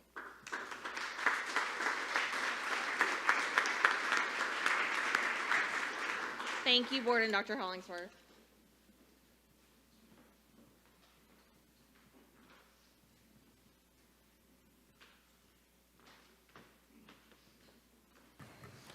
Next item on our agenda will be our open forum. We do not have anyone signed up to speak tonight, so we'll move to item 7A, our superintendent's report. Thank you, Mr. President. Board, as I do each month, I wanted to bring you our monthly enrollment and ADA update. You can see that our enrollment has held fairly steady. We're at 10,829 students at the end of February. And then our attendance, we took a little hit due to a lot of illness on campuses during February. And we were at 93.76 to end out that month. I wanted to share with you this month about the work that we've been doing to spread the word about our bond proposal. And we began back in January. We did all of our campus rounds, campus visits, limitless possibilities, we called them, where we fed all of our folks on each campus pasta. And we gave them the information at that time on campus about our upcoming potential bond proposal. Since that's been called, we continue to tell the bond proposal story through service clubs, church staff members. We've shared two church staffs that by invitation to come and share with those groups, shared with the Waxahachie Chamber of Commerce. We have several other visits that are scheduled in the future over the next several weeks. We will meet next week with Waxahachie Young Professionals. We have a presentation scheduled for the Waxahachie Senior Center, area church presentations. We have 2 different realtor presentations to take place, and with some of our parent-teacher organizations, we'll go out and give that information to them so that as many people as possible are up to speed on those presentations. One of the things that you may get questions about, and some, hey, I want to know more information about what's specifically in the bond proposals, and you may find that information by going to our WISD website. If you go to the website and click on Explore WISD, you'll also notice that it's at the very top, front and center. You can also click there to go to Bond 2023. There are 2 presentations, but Jenny told me today that's even been updated since then. There are 2 presentations. One is the presentation that I give routinely to community groups, and it will give you slide by slide the information that I've shared with y'all on a number of occasions. But there's also a detailed presentation, and one is labeled presentation, one is labeled details. And that one will give you a project by project description.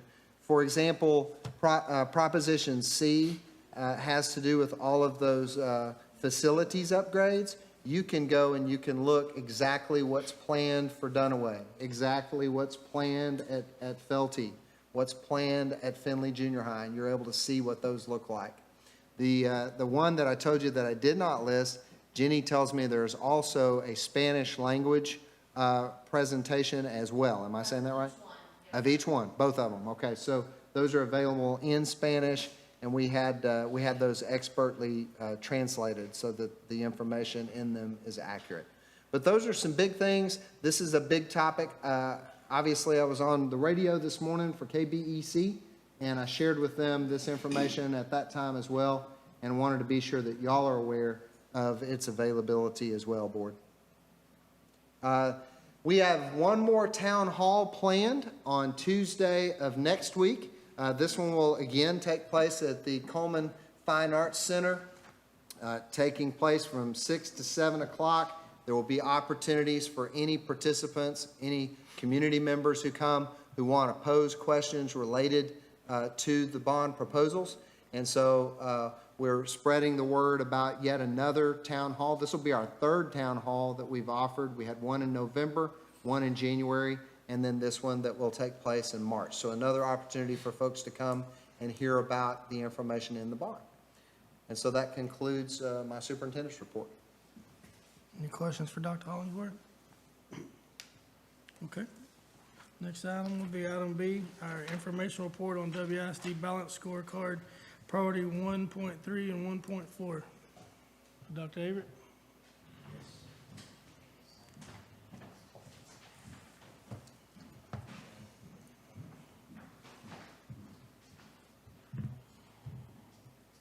So last time we had priority 1 student growth, we split that up into 1 and 1, 2. Priority 1 is obviously the biggest part of our balanced scorecard because it's all about student growth. That is our main focus, our first priority, and so there's a whole lot of details into that.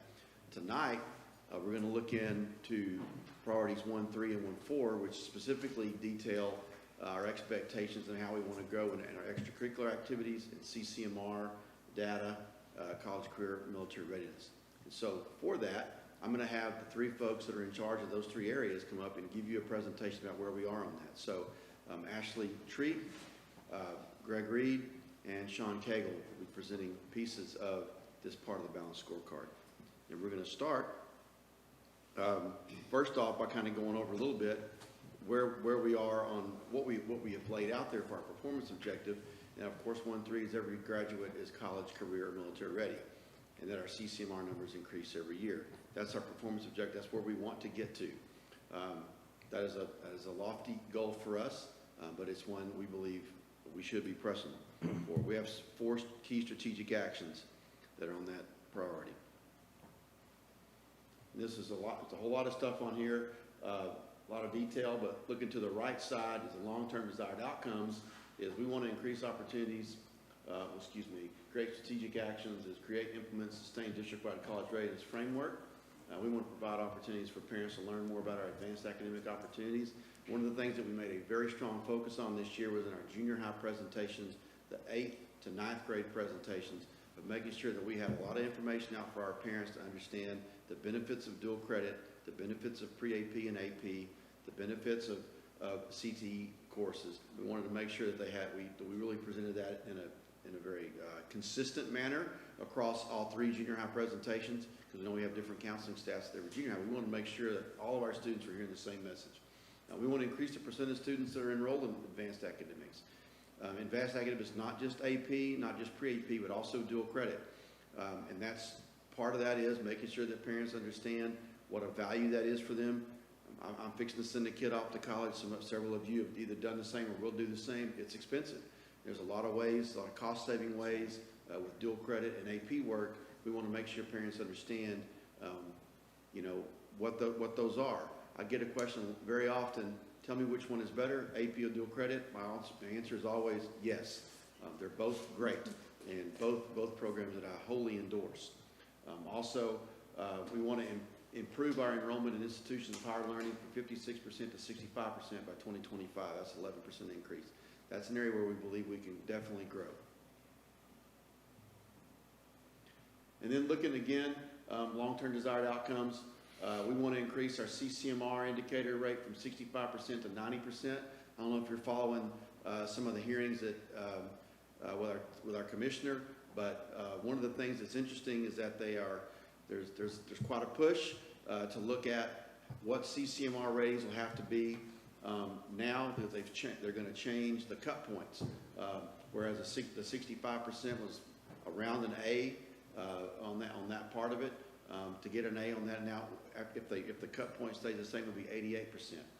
So even if schools perform better, they could actually get a worse grade. That's something and that's why we want to push it, because it's good for kids too, but also it's an accountability rating piece.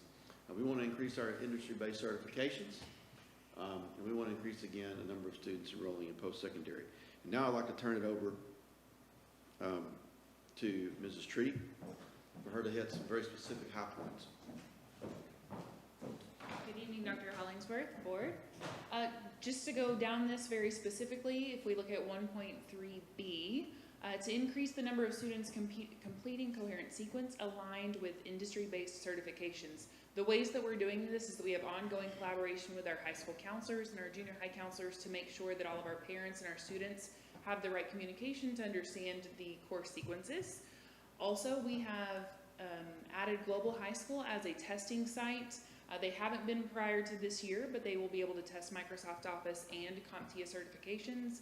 And we've added 3 programs of study between Global and WHS this year, next year, and the following years with esports, exercise science, and barbering. Moving to 1.3B1, to increase the number of students participating in work-based learning courses. In 2020-21, CTE realigned their programs of study to match the state, and now that we have done that, our students are finally reaching that practicum course, that career prep course, where they have an opportunity to do work-based learning. Also, we are working with administration to increase our dual credit opportunities through Navarro and also Texas State Technical College.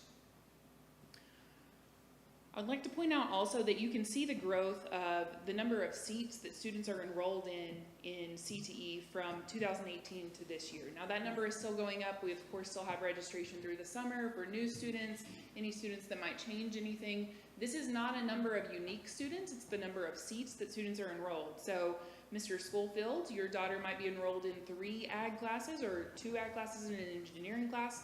She would be counted 3 times in that number. So that's important for CTE because it does affect our funding. So we are not counted by a student or ADA, but we're instead counted by hours, and so that number is extremely important for us. And of course, we have always loved to see that number grow.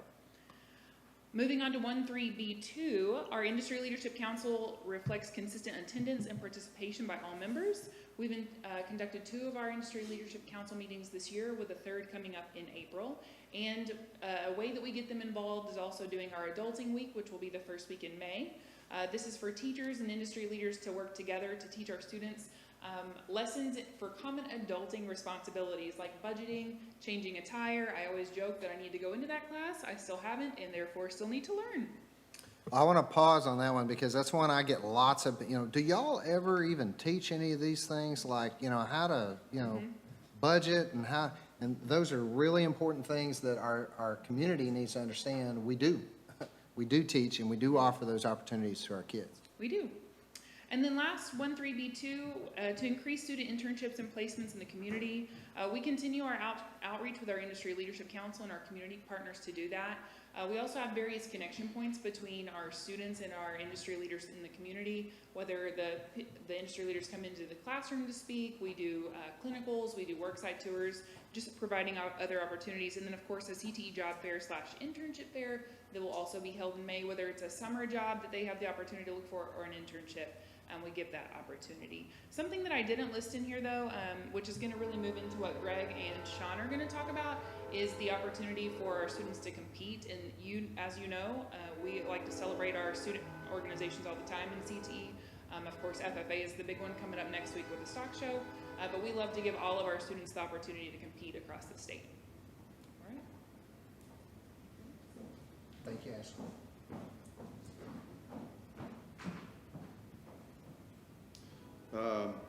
So priority 1.4, annually increase student involvement in extracurricular UIL and co-curricular enrichment activities. I think we know this to be true, but it doesn't hurt to say it again. When kids are involved and engaged in school, they do better. They do better. They feel better emotionally. They're connected to something, a lot of times something bigger than themselves. It also gives some students the added incentive either to be at school or to be at school and do well in school because grades matter. So we know that is important, and we know it helps kids do well, and so we want to continue to find ways to increase opportunities for our kids to be engaged. And so again, looking at some of our long-term desired outcomes, we want to increase the percentage of students engaged in them.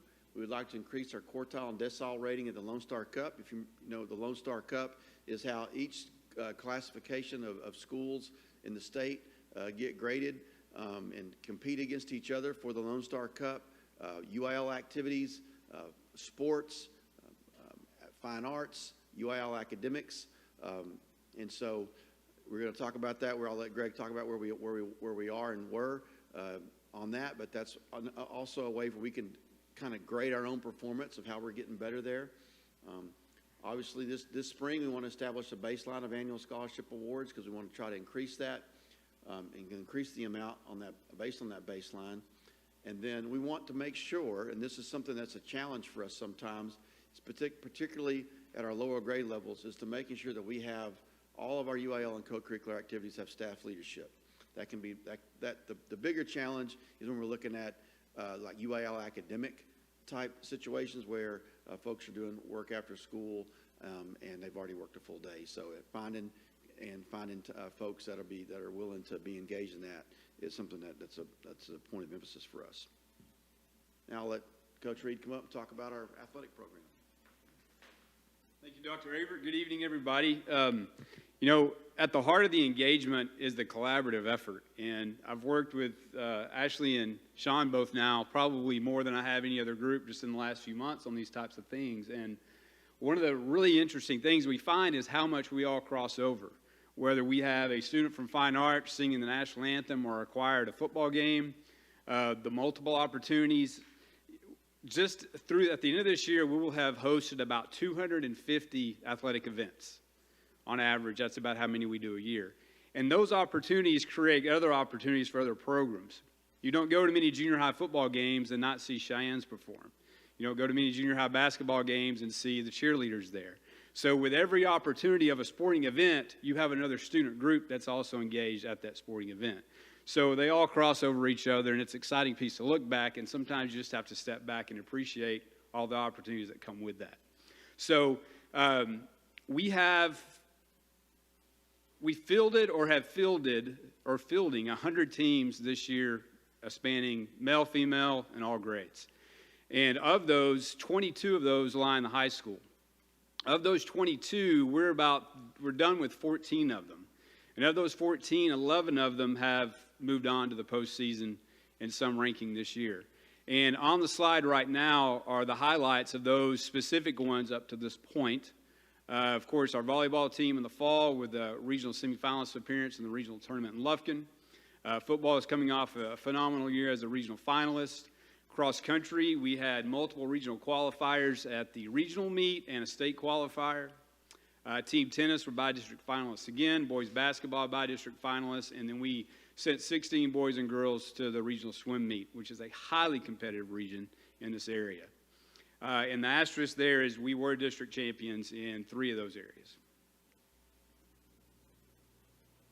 Non-UIL athletic activities, we do support as a district, 2 programs that are not UIL sanctioned, and that's men's and women's powerlifting.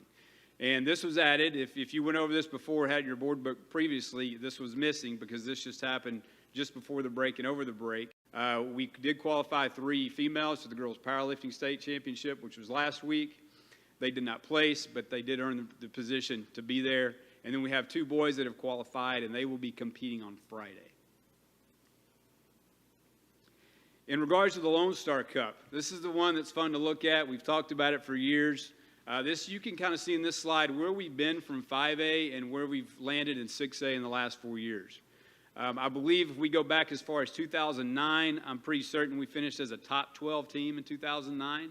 I think that's our best finish yet. We've been kind of up and down in different years. Of course, it's all relative to who you play and what you've got, but you can see where we are, at least in 6A.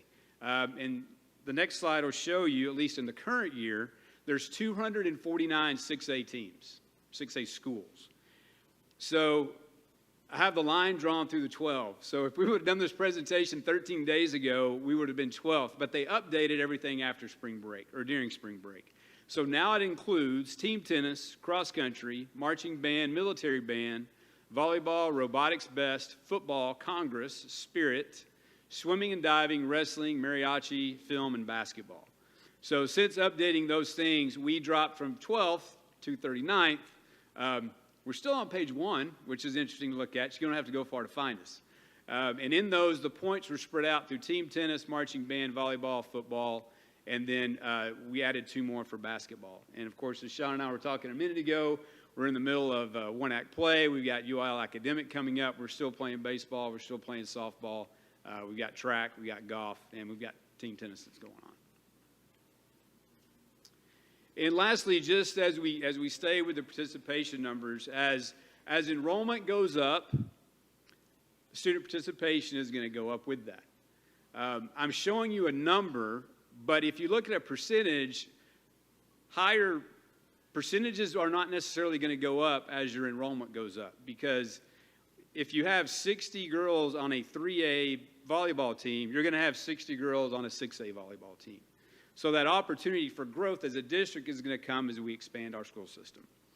It doesn't mean we can't find growth areas in those sports like track and powerlifting. Even tennis, you can only have so many. Swimming, you could have a lot, but we're not there yet, facility-wise. So the ceiling is still out there, and we're still excited to get there. And the spinning bar there just tells you we're continually growing. Just in this year, we started at 910 when I first did this presentation to DLT back in September, and then that's gone up to 1,034 as of today. A couple of data challenges as we try to navigate and grab these numbers and make sense of them is there's a lot of places to pull numbers for athletics. Reporting to the UIL is different than our rank 1 system or different than what I get from Mrs. Mendelson. It's sometimes different than what's on our rosters for UIL because the UIL wants to see tryout numbers as well as just the people that made the team. So their participation do not always reflect what ours looks like. So that's one of the challenges trying to navigate. I've talked to Mrs. Mott, Dr. Binnicker, and multiple people about really what's going to be the best way to find the numbers to evaluate them and be consistent. So as we go through this, we survey people, try to figure out what comes next in our athletic programs, but we do have to understand what growth is going to look like and how we're going to measure that consistently going forward.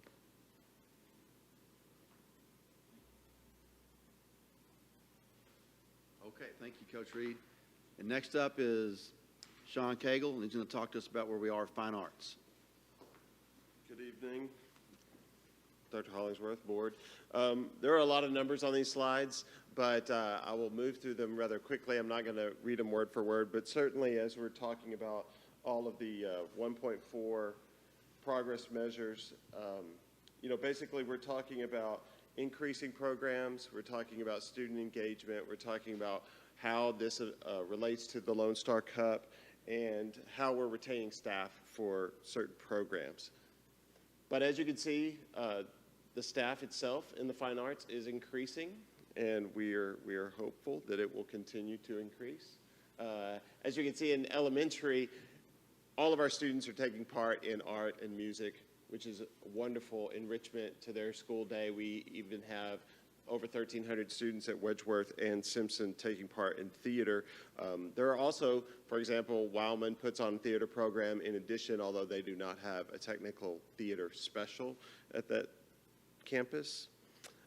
Junior high enrollment in our various fine arts. As you can see, as you look at the secondary level, the primary or the largest group is going to be the visual arts, the non-performing version, but we are making concerted efforts to certainly increase our band numbers and choir as well. Just to make a reference to some earlier conversations about seats, at the secondary level, the high school level, some of these students are in multiple art classes. A student can be in more than one theater class, could be in band and an art class. So there is some possible double counting. There is some double counting in there. So isolating that out is possible, but you can see that we have quite a few students enjoying the fine arts, and we are very proud of them.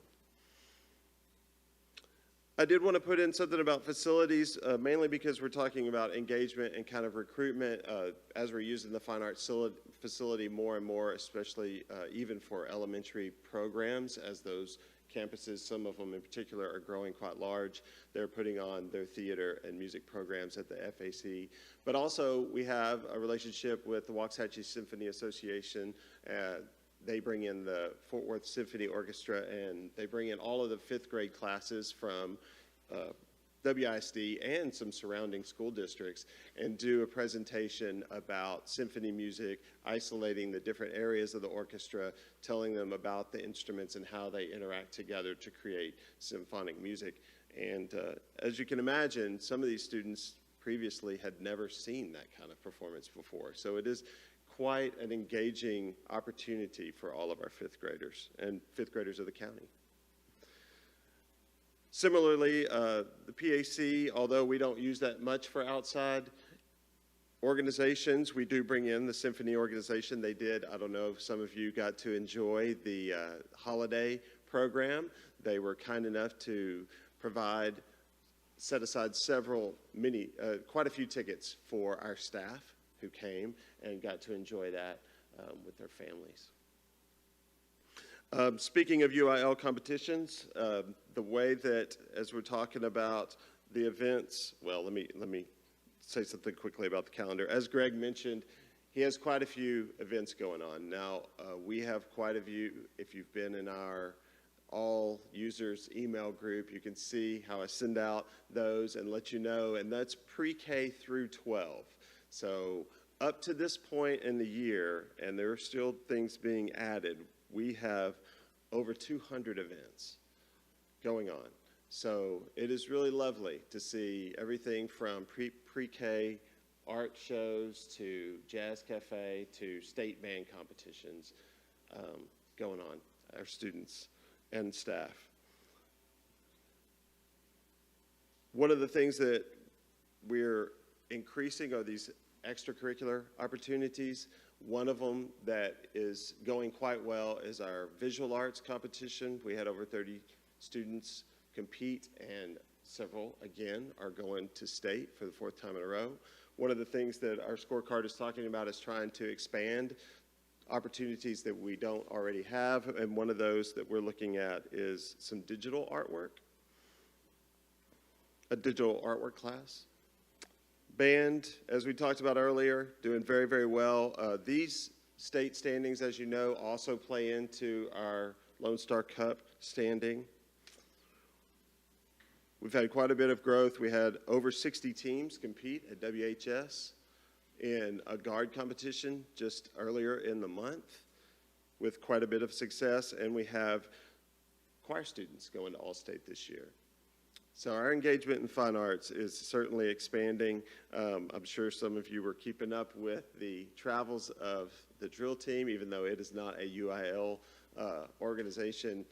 It is certainly well involved, and they are in the middle of competition season with something pretty much every weekend when they're not traveling to Hawaii. Theater, we've expanded that this year. We're taking part in the Betty Lynn Buckley Awards. That is a performance that is judged against various other districts in the area. It's on plays as opposed to Broadway Dallas, which is in musicals. I will say that just as of a few moments ago, we got news that our one-act play will be advancing beyond by district. So, yes.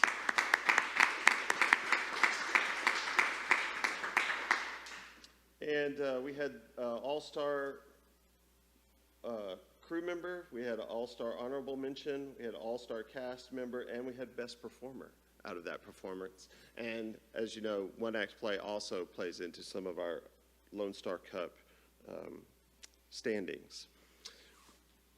UIL Academics has done quite well this year, especially considering that many of the teachers that serve as coaches had never done this before, and certainly not done it in person because it's just coming back after our COVID shutdown, as it were. So we had coordinators at every elementary school, save one, but we now have someone that saw it is such a good time that they want to be a part of it next year. So all of our elementaries have coordinators, and it was really a great thing to see all of these young students come together and compete in these academic categories. And finally, UIL Academics is in full swing. They will be competing at Mansfield Legacy this weekend, and we are very hopeful as we see some of our returning state finalist journalist students coming back again. So we're hoping that those scores will also contribute to our Lone Star Cup standing. But it is a growing program, and we're thankful to all the students and staff that take their time outside of the normal school day to compete in these academic endeavors. Do y'all have any questions for me? Anything for Mr. Cable? Thank y'all so much, and thank you for your support of all these programs. Thank you.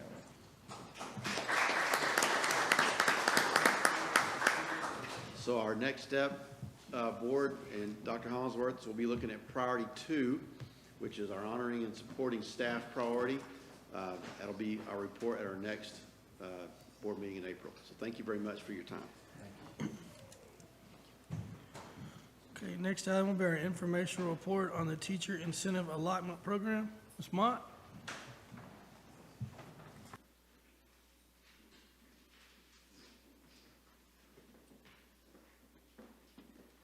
Good evening, Board of Trustees and Dr. Hollingsworth. I have several staff members with me this evening to present for Teacher Incentive Allotment.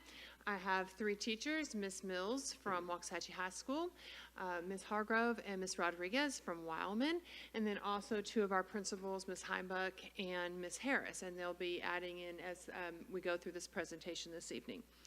So TIA, Teacher Incentive Allotment, is what I'm here to give more information to you about. And this is basically an overview of the program, and we've got a few perceptions from our staff members for the program as well.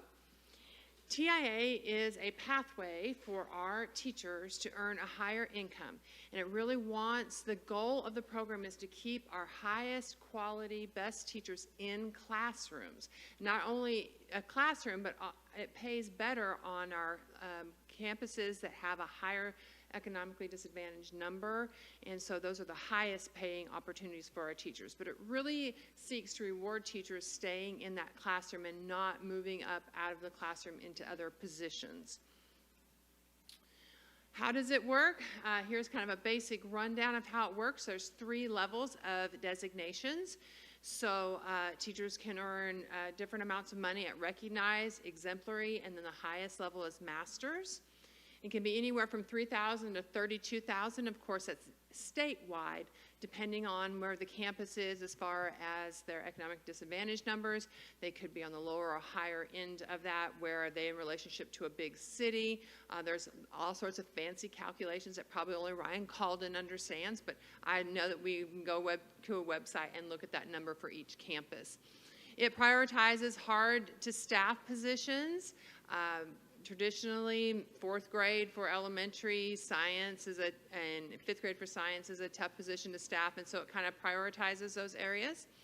It's teacher-focused funding, so 90% is the minimum that has to go to teachers on that campus.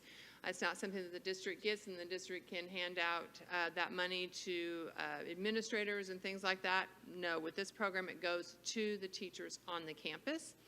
And it is good for 5 years. So once a teacher earns a designation, they get that payment every year for 5 years before they have to reapply and earn a new designation.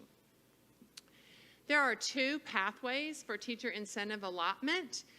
First pathway there on the left is our national board certification.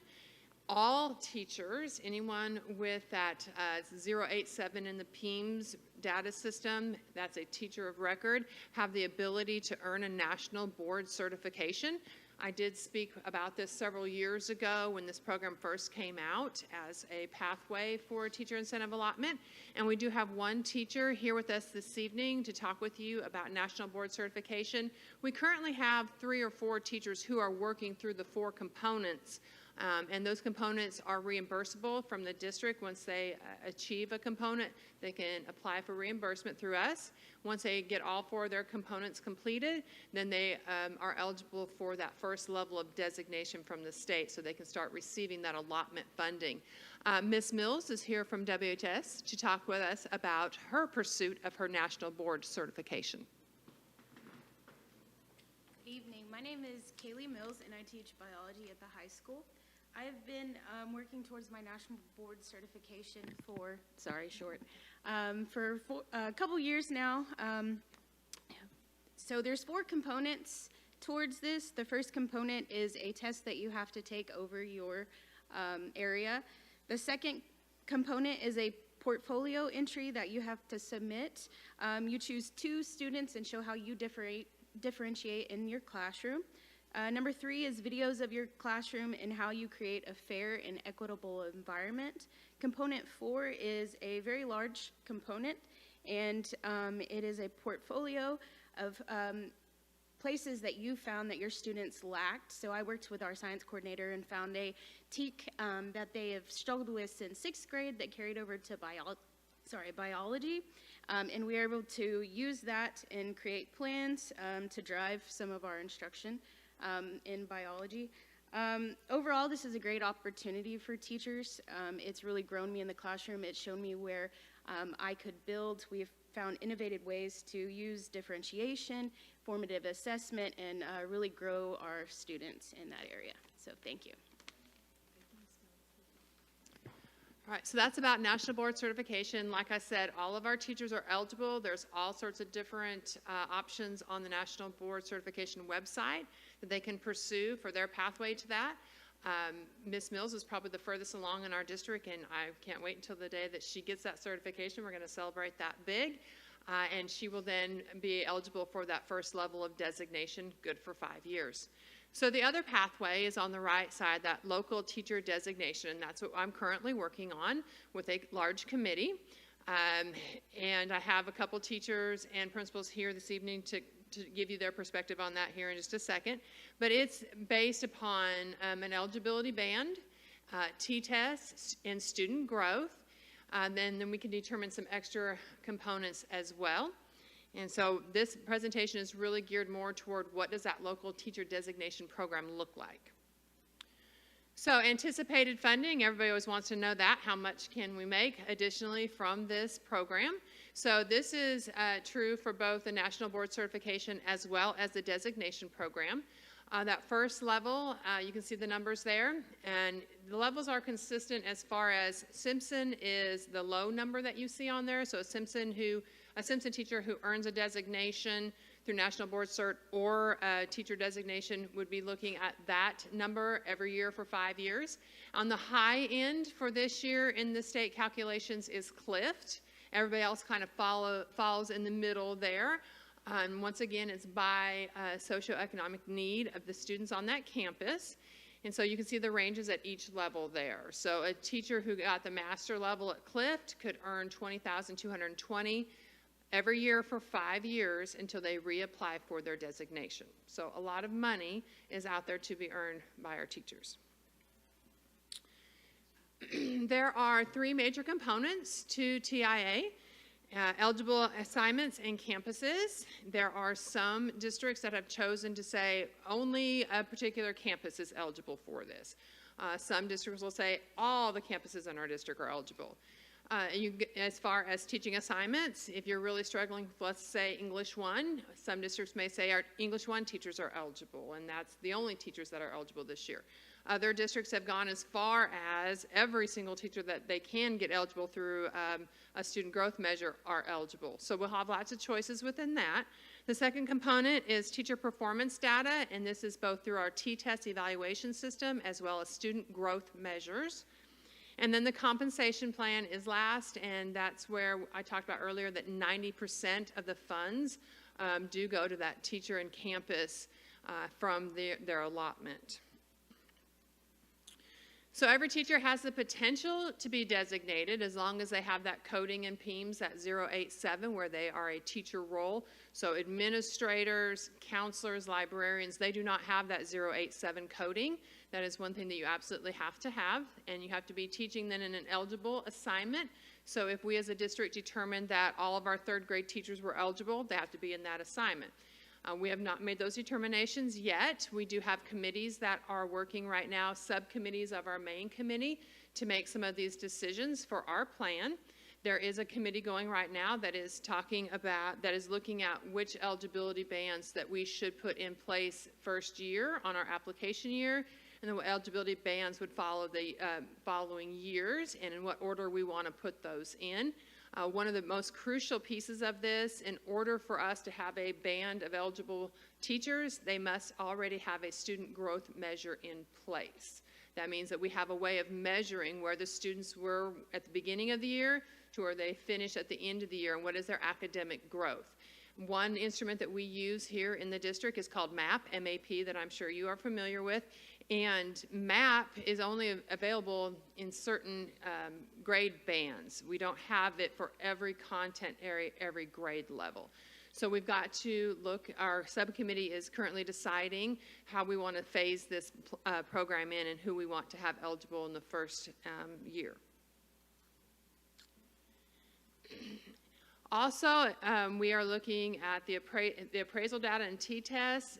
It's going to be very important that we have what we call calibration, so that a teacher at Marvin is getting the same evaluation from their principal as another principal in the district would give them, that we're all calibrated the same.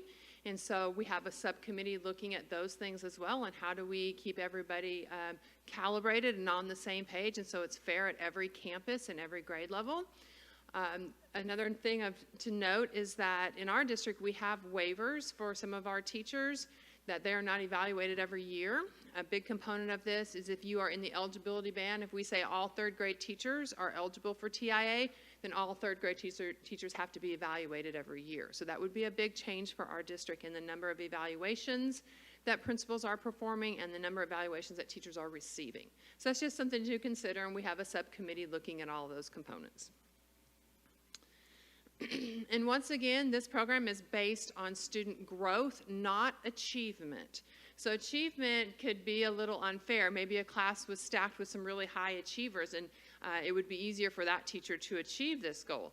But this is based on student growth. So wherever your students are at the beginning of the year, it's all about how much do you grow them by the end of the year. So every student has a different growth index that they're going for. So it's not about all of your kiddos have to get masters on STAR. That's not how this works. It's about they all have to grow during the year. So that's how it's measured. That's part of that. And MAP is a great way that we have to measure the growth from beginning to end of year. Other things that we can consider as a committee, there are districts that have done components such as leadership, where they have a rubric to evaluate a teacher's participation in leadership activities. Some districts are choosing to tie attendance for teachers into TIA, so they have to not have missed so many days or be in a certain percentile of attendance of all district teachers. I've seen other districts do something with professional development and the requirement of so many professional development hours. So those are all optional things that our committee could decide to write into our plan as well. And as I said, we are working with our subcommittees right now. We have a meeting this coming Thursday where subcommittees will come back in and report all these things in, what their findings are, what their recommendations for our overall teacher incentive allotment plan will be. And the last committee that is led by Mr. Calden is the compensation part, where we know that at least 90% of those funds go back to the teacher and the campus, but we can go higher than 90%. We can retain some of that money over the 90% for our administrative cost. There's all sorts of different rules in there, and so his team and his subcommittee is looking at a recommendation for the main committee on what we'd like to be included in our plan. So our timeline for this implementation, right now we are in that very first one. April 2023 is when our system application is due.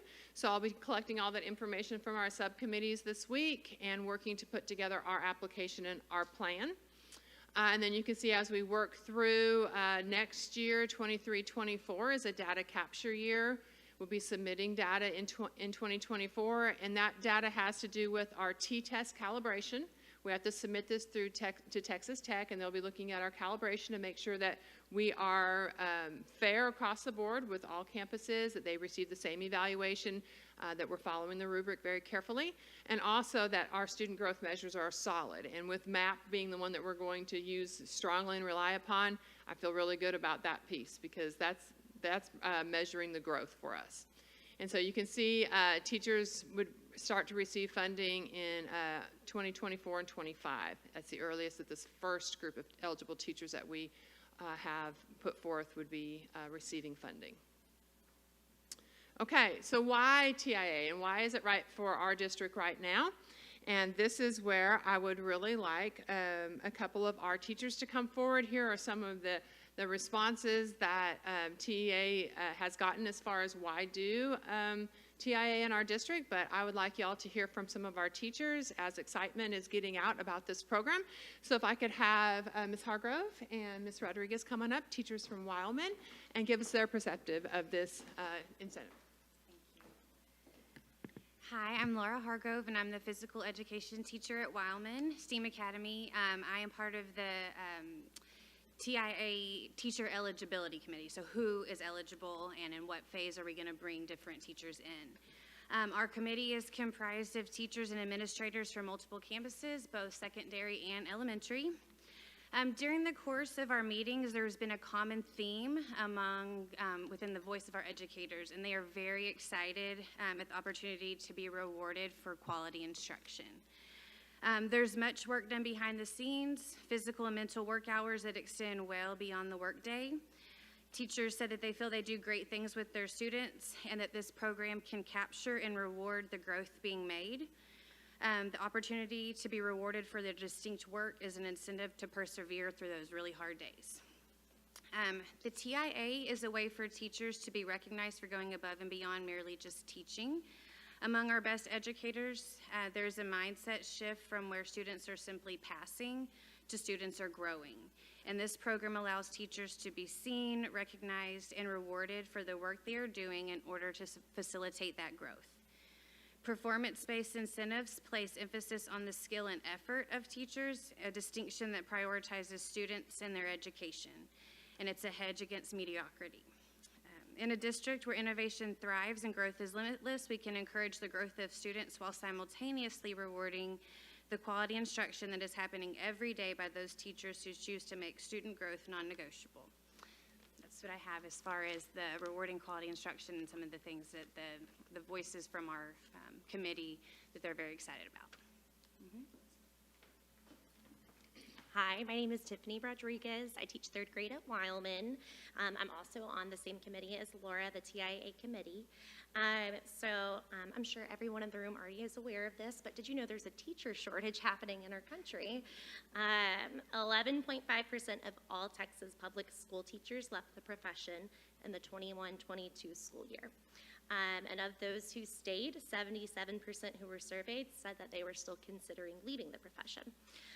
And the most popular reason cited usually tends to land around seeking an increased salary to survive the current economy, which, as I'm sure as you know, is not very fun right now.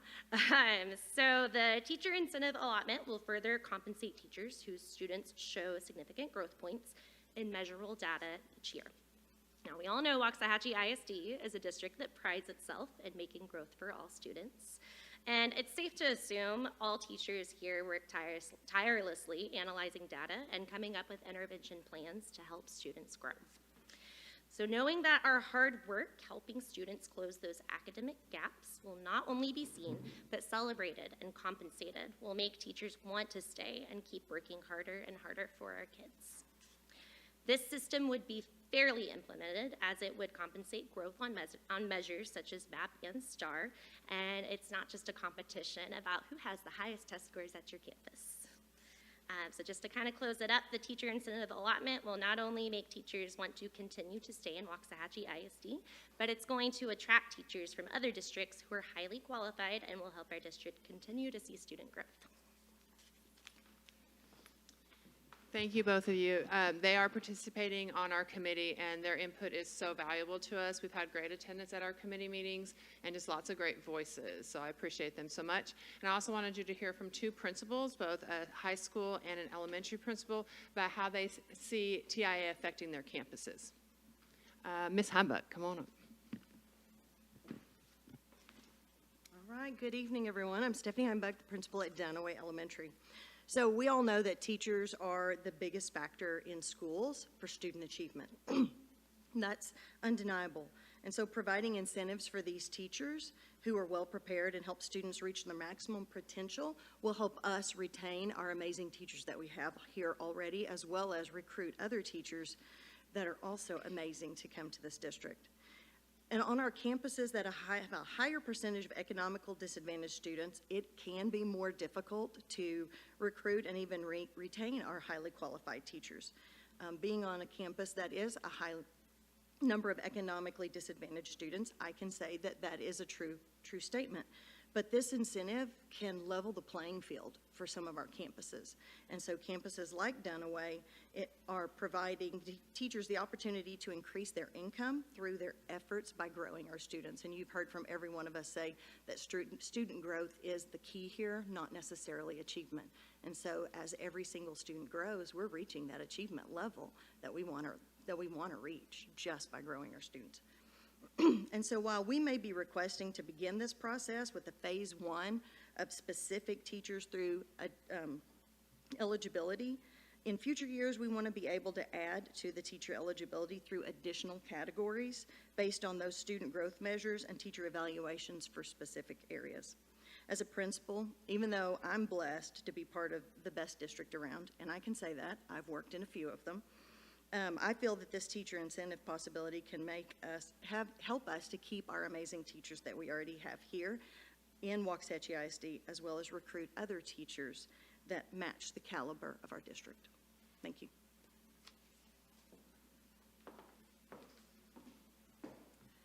Well, you've heard a lot about how we all feel about TIA. Well, I'm going to just say, try to keep it simple.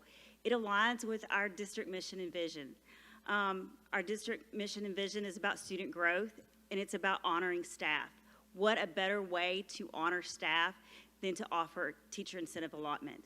We're honoring our teachers for that hard work that they put in and day out, for those countless nights that they spend at home trying to dig through that data and see what they're going to do to increase student growth in that classroom. And we already have the things in place to measure the student growth, so what better way to honor our teachers and help with recruiting new teachers to our district by, teacher incentive allotment. A lot of districts, Garland ISD has done it and done it very well, and it's quite successful in Garland ISD. I don't see any negative for us not implementing this as soon as possible. It's a win for our teachers in WISD.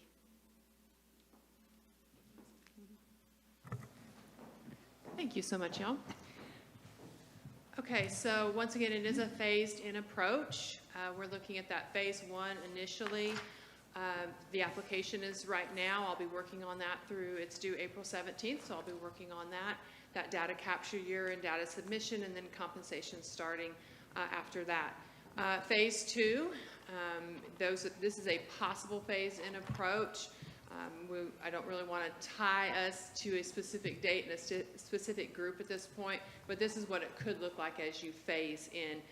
We could apply next year or the year after that for expansions and modifications as we are able to add more student growth measures in and get more teachers in the eligibility band. What questions can I answer? Yes, Ms. Kriegel. Yes, Ms. Mott, what is our anticipated, the money comes from the state, is that correct? Correct. Okay, so what is our anticipation, amount of money are we anticipating from the state?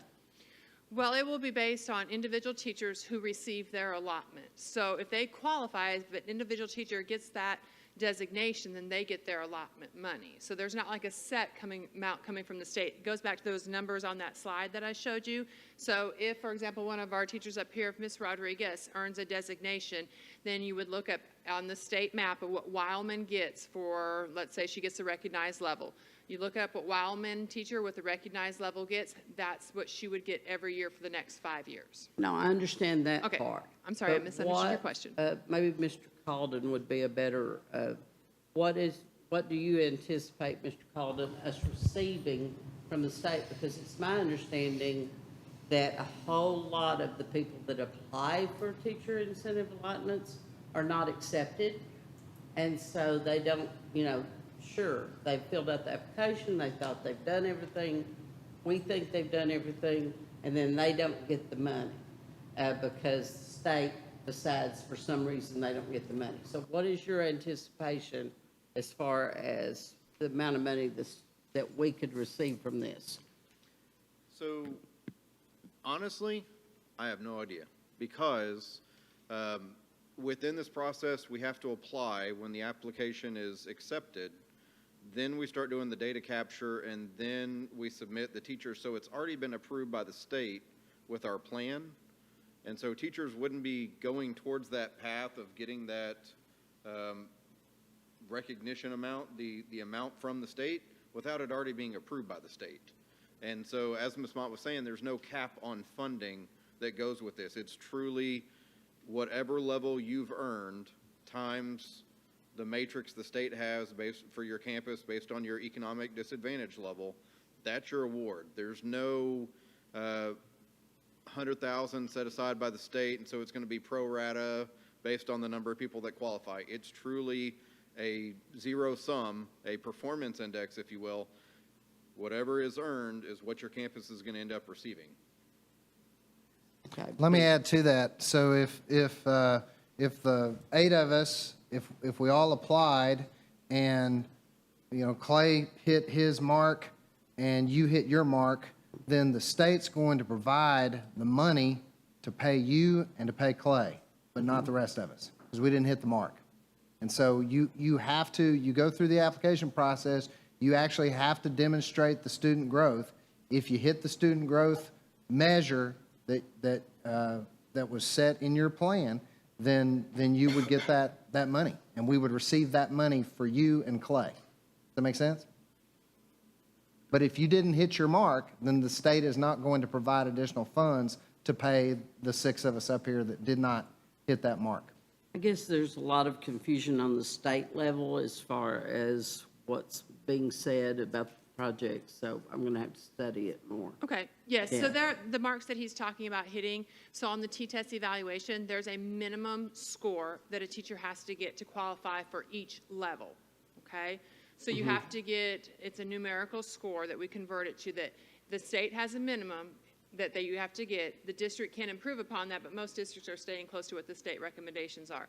And then on the growth measure, the second piece that a teacher has to qualify for, the minimum is 65% of the students that are on that teacher's record have to meet their growth measure to get that recognized level. So a teacher has to be so high on their T-test rating, they have to have 65% at least of their students achieve growth. And then if we added something else like attendance, there would be that other criteria that they would have to accomplish in order to receive the funding. So every teacher who applies or every teacher who wants to participate may not hit each one of those targets, so they would not get funding that year. Now, they can try again the next year, but you have to hit each one of those performance standards in order to get your funding. Okay. I understood that it was more determined at the state level whether or not No. you met the... No, it is a local criteria, and that's what the subcommittees are working on right now, is what does the Waxahachie's local criteria look like?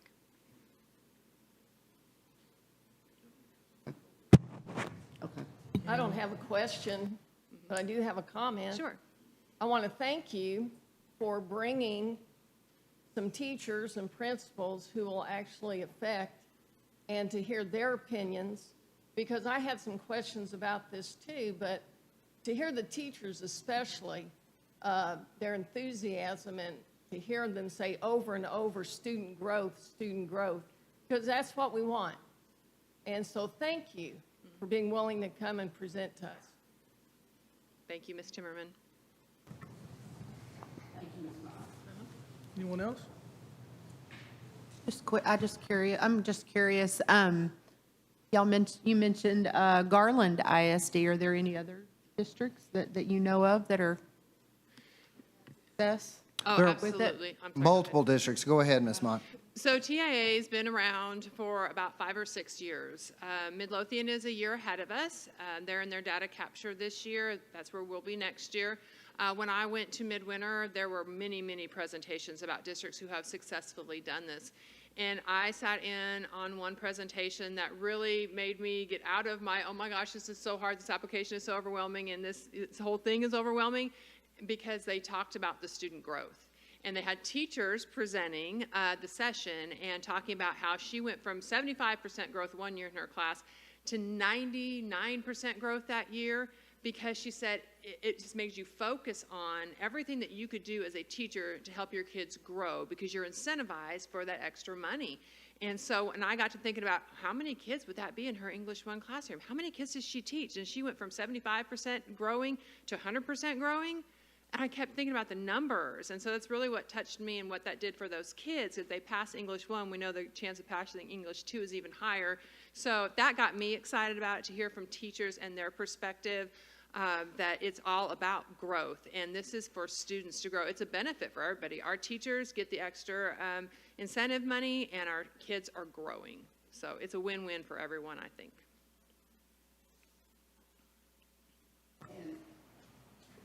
And I've heard it quoted the 20,000, but there are significant steps that you have to go through to get the 20,000. For that top level? Right. So the bottom level, 65% of your kids have to show growth. That top level, that master's level, is like 85% of your kids have to show growth. And then you have to have an even higher rating on your T-test. Yes, and as we put our plan together, Ms. Kriegel, we'll have a guidebook that will step all of that out. And it will show all that information within our guidebook once I start putting it together. Oh, I understood you had to have the national board exam for the top level, the exemplar. Actually, the national board certification, that's only for the first level, a recognized level for national board certification teachers. If you want to earn the higher awards, Oh, then you I have thought- to do the designation. Okay, I thought that it, okay. Okay. I mean, that sounds great. I did understand, though, that that in order for you to receive it at the exemplary level, that you had to have the national. You don't? Okay. For example, though, Ms. Mills, who is working on her national Right. board certification, That's a different pathway. she can earn that at that recognized level. And then Mhm. let's say she wants to go ahead and apply for a teacher designation. She can do that, and let's say she gets the next level in teacher designation. She would get the next level, and she still has her national board cert, but she gets to money up or level up, as you would say. Right. She could go up on another level by getting a designation. Okay, thank you. Anyone else? Thank you very much, Mark. Thank you. Thank y'all. Thank you, y'all. All right, last item on our reports is item D, our discussion of district-wide intruder detention audit report finding. Mr. Robinson? Thank you, Mr. President, Dr. Hollingsworth, Board. Since the posting of our most recent agenda, the Texas School Safety Center has conducted 3 campus intruder audits. At 2 campuses, there were absolutely no findings. Everything was as it should be. At 1 campus, the intruder followed students into the school building and got into the school building. The intruder was stopped immediately by a security guard who questioned the intruder and appropriately identified the intruder and got the intruder to go to the front office. But the intruder did make way into the campus, and so the School Safety Center required corrective action in the form of training for all staff and students at that campus. That training occurred on March 7th. Additionally, on March 8th, the District Crisis Management Team met and discussed the thorough corrective action plan. All measures required by the state have been taken, and we will then report our corrective action measures to the state after this meeting. Questions for Mr. Robinson? Very much, Thank sir. Okay, moving along, Board, we'll move to item 7, our consent agenda. We have a relatively short consent agenda. We have items A through E. I'll entertain all these in one motion, if so desired. I make a motion to approve consent agenda items A through E. Motion by Mr. Starnader, second by Mr. Rogers. Any other discussion? All in favor, say aye. Aye. All opposed, say nay. Motion carries 7-0. Moving to item 9, our action item A, will be consideration, possible approval of the changes to local policies contemplated within Update 120. Mr. Robinson. Thank you, Mr. President. At our last meeting, we discussed TASB's Update 120, which has 4 proposed changes to local policy. These changes are not controversial. This is the last update prior to the 2023 legislative session. There's going to be a robust update following the legislative session, but these items were relatively cleanly able to be incorporated into our policy. Your administration has reviewed these. We recommend approval tonight of Update 120 and the 4 policies that are affected. That's CKC local, EC local, FNG local, and FO local.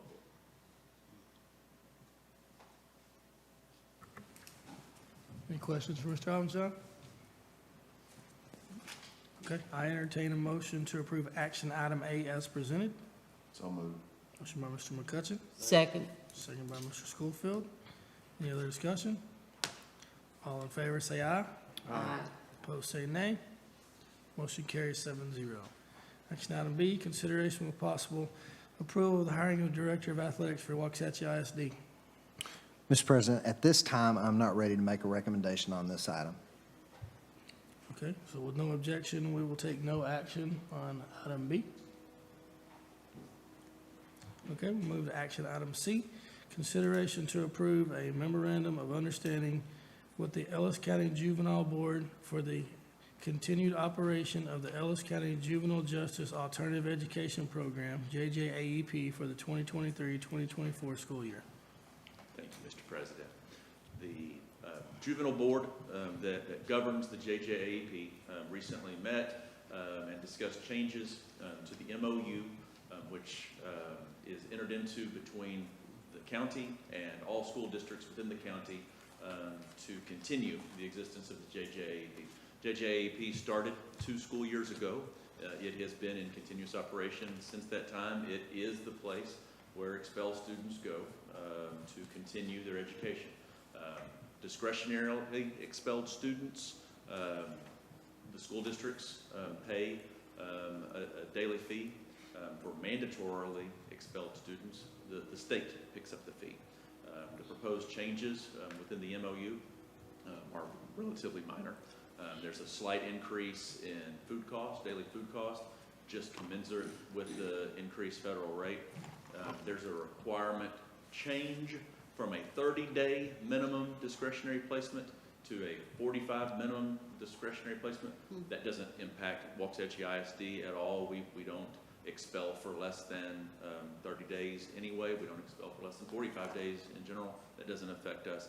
And there's also a slight increase in cost for the discretionary placements from 111 per day to 115 per day. Again, this proposal was made, the proposed MOU approved by the juvenile board, which is all of the elected court of law and district judges of Ellis County, in addition to the county judge. All school districts throughout the county are being asked to approve this, and I believe they will approve this. It's our ask, your administration's ask, for the board to approve the new MOU to be in effect for the 2023-24 school year. Any questions for Mr. Robinson?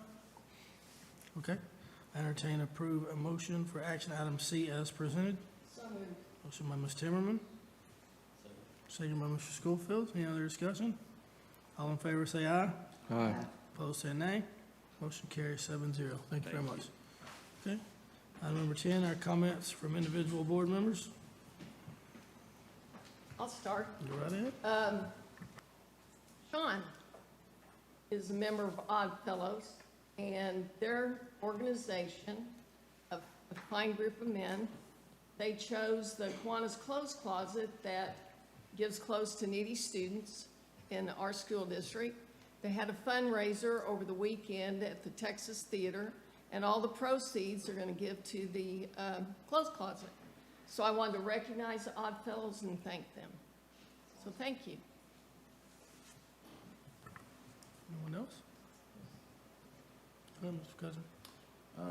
First, I just want to recognize the pretty young lady who helped us with our Pledge of Allegiance today. Don't know whose kid that was, but she was awfully cute. And then also, I just want to thank all the members that went to put work forth on the bond planning. They designated a whole lot of time towards that, and most of them are continuing to do so, and just let them know we appreciate their ongoing efforts. Anyone else? I guess I'll go, since we're just moving down the line here. I just want to encourage everybody in our public school system to keep on keeping on, and I won't make it political, but public education in Texas is under attack right now, so definitely please do what you can to support it, especially contact your state representatives and state senator. It's important. It's in a lot, and there's a lot of misinformation out there. Just call me if you want to know more. Next. Well, I want to take a moment. My Student in Need Fund, before every major break, we send home food or we've sent home gift cards with our most needy families, our food challenge families. And unfortunately, we don't have enough money, or we didn't have enough money to send home gift cards at the end of, for spring break. So it's pretty easy to buy $7 or $8 worth of food versus a $25 gift card. But it would not have been possible except for the help of our support services. Our support services team were so helpful with everything. I mean, things that were not expected for them to be helpful with. They absolutely went above and beyond to help us get the food ready, to get it into, just everything's, and then they delivered it to all the campuses right before spring break, so then that way those families, and it was nearly 200 bags. I used my retired teachers to put together the bags, but without the support services delivering the food and basically helping, and Mr. Mott was very helpful in that also.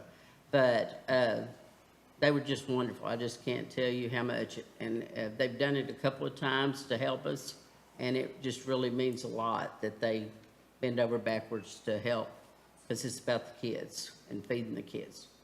Thank you. Anyone else? Okay, I'm just gonna bring attention to an event that starts on Friday. Probably one of our largest countywide events that begins the Ellis County Fair, formerly known as Ellis County Youth Expo, begins Friday at the Expo grounds. You will see some of what WISD's youngest and brightest from 9 years old all the way up to seniors in high school participating in all different types of competition and events. And I just want to bring attention to that. It starts this Friday, runs to the following Saturday. Anyone else? Okay, I entertain a motion to adjourn. So moved. Motion by Mr. Kriegel. Second by Mr. Schofield. All in favor, say aye. Aye. Opposed, say nay. Motion carries 7-0.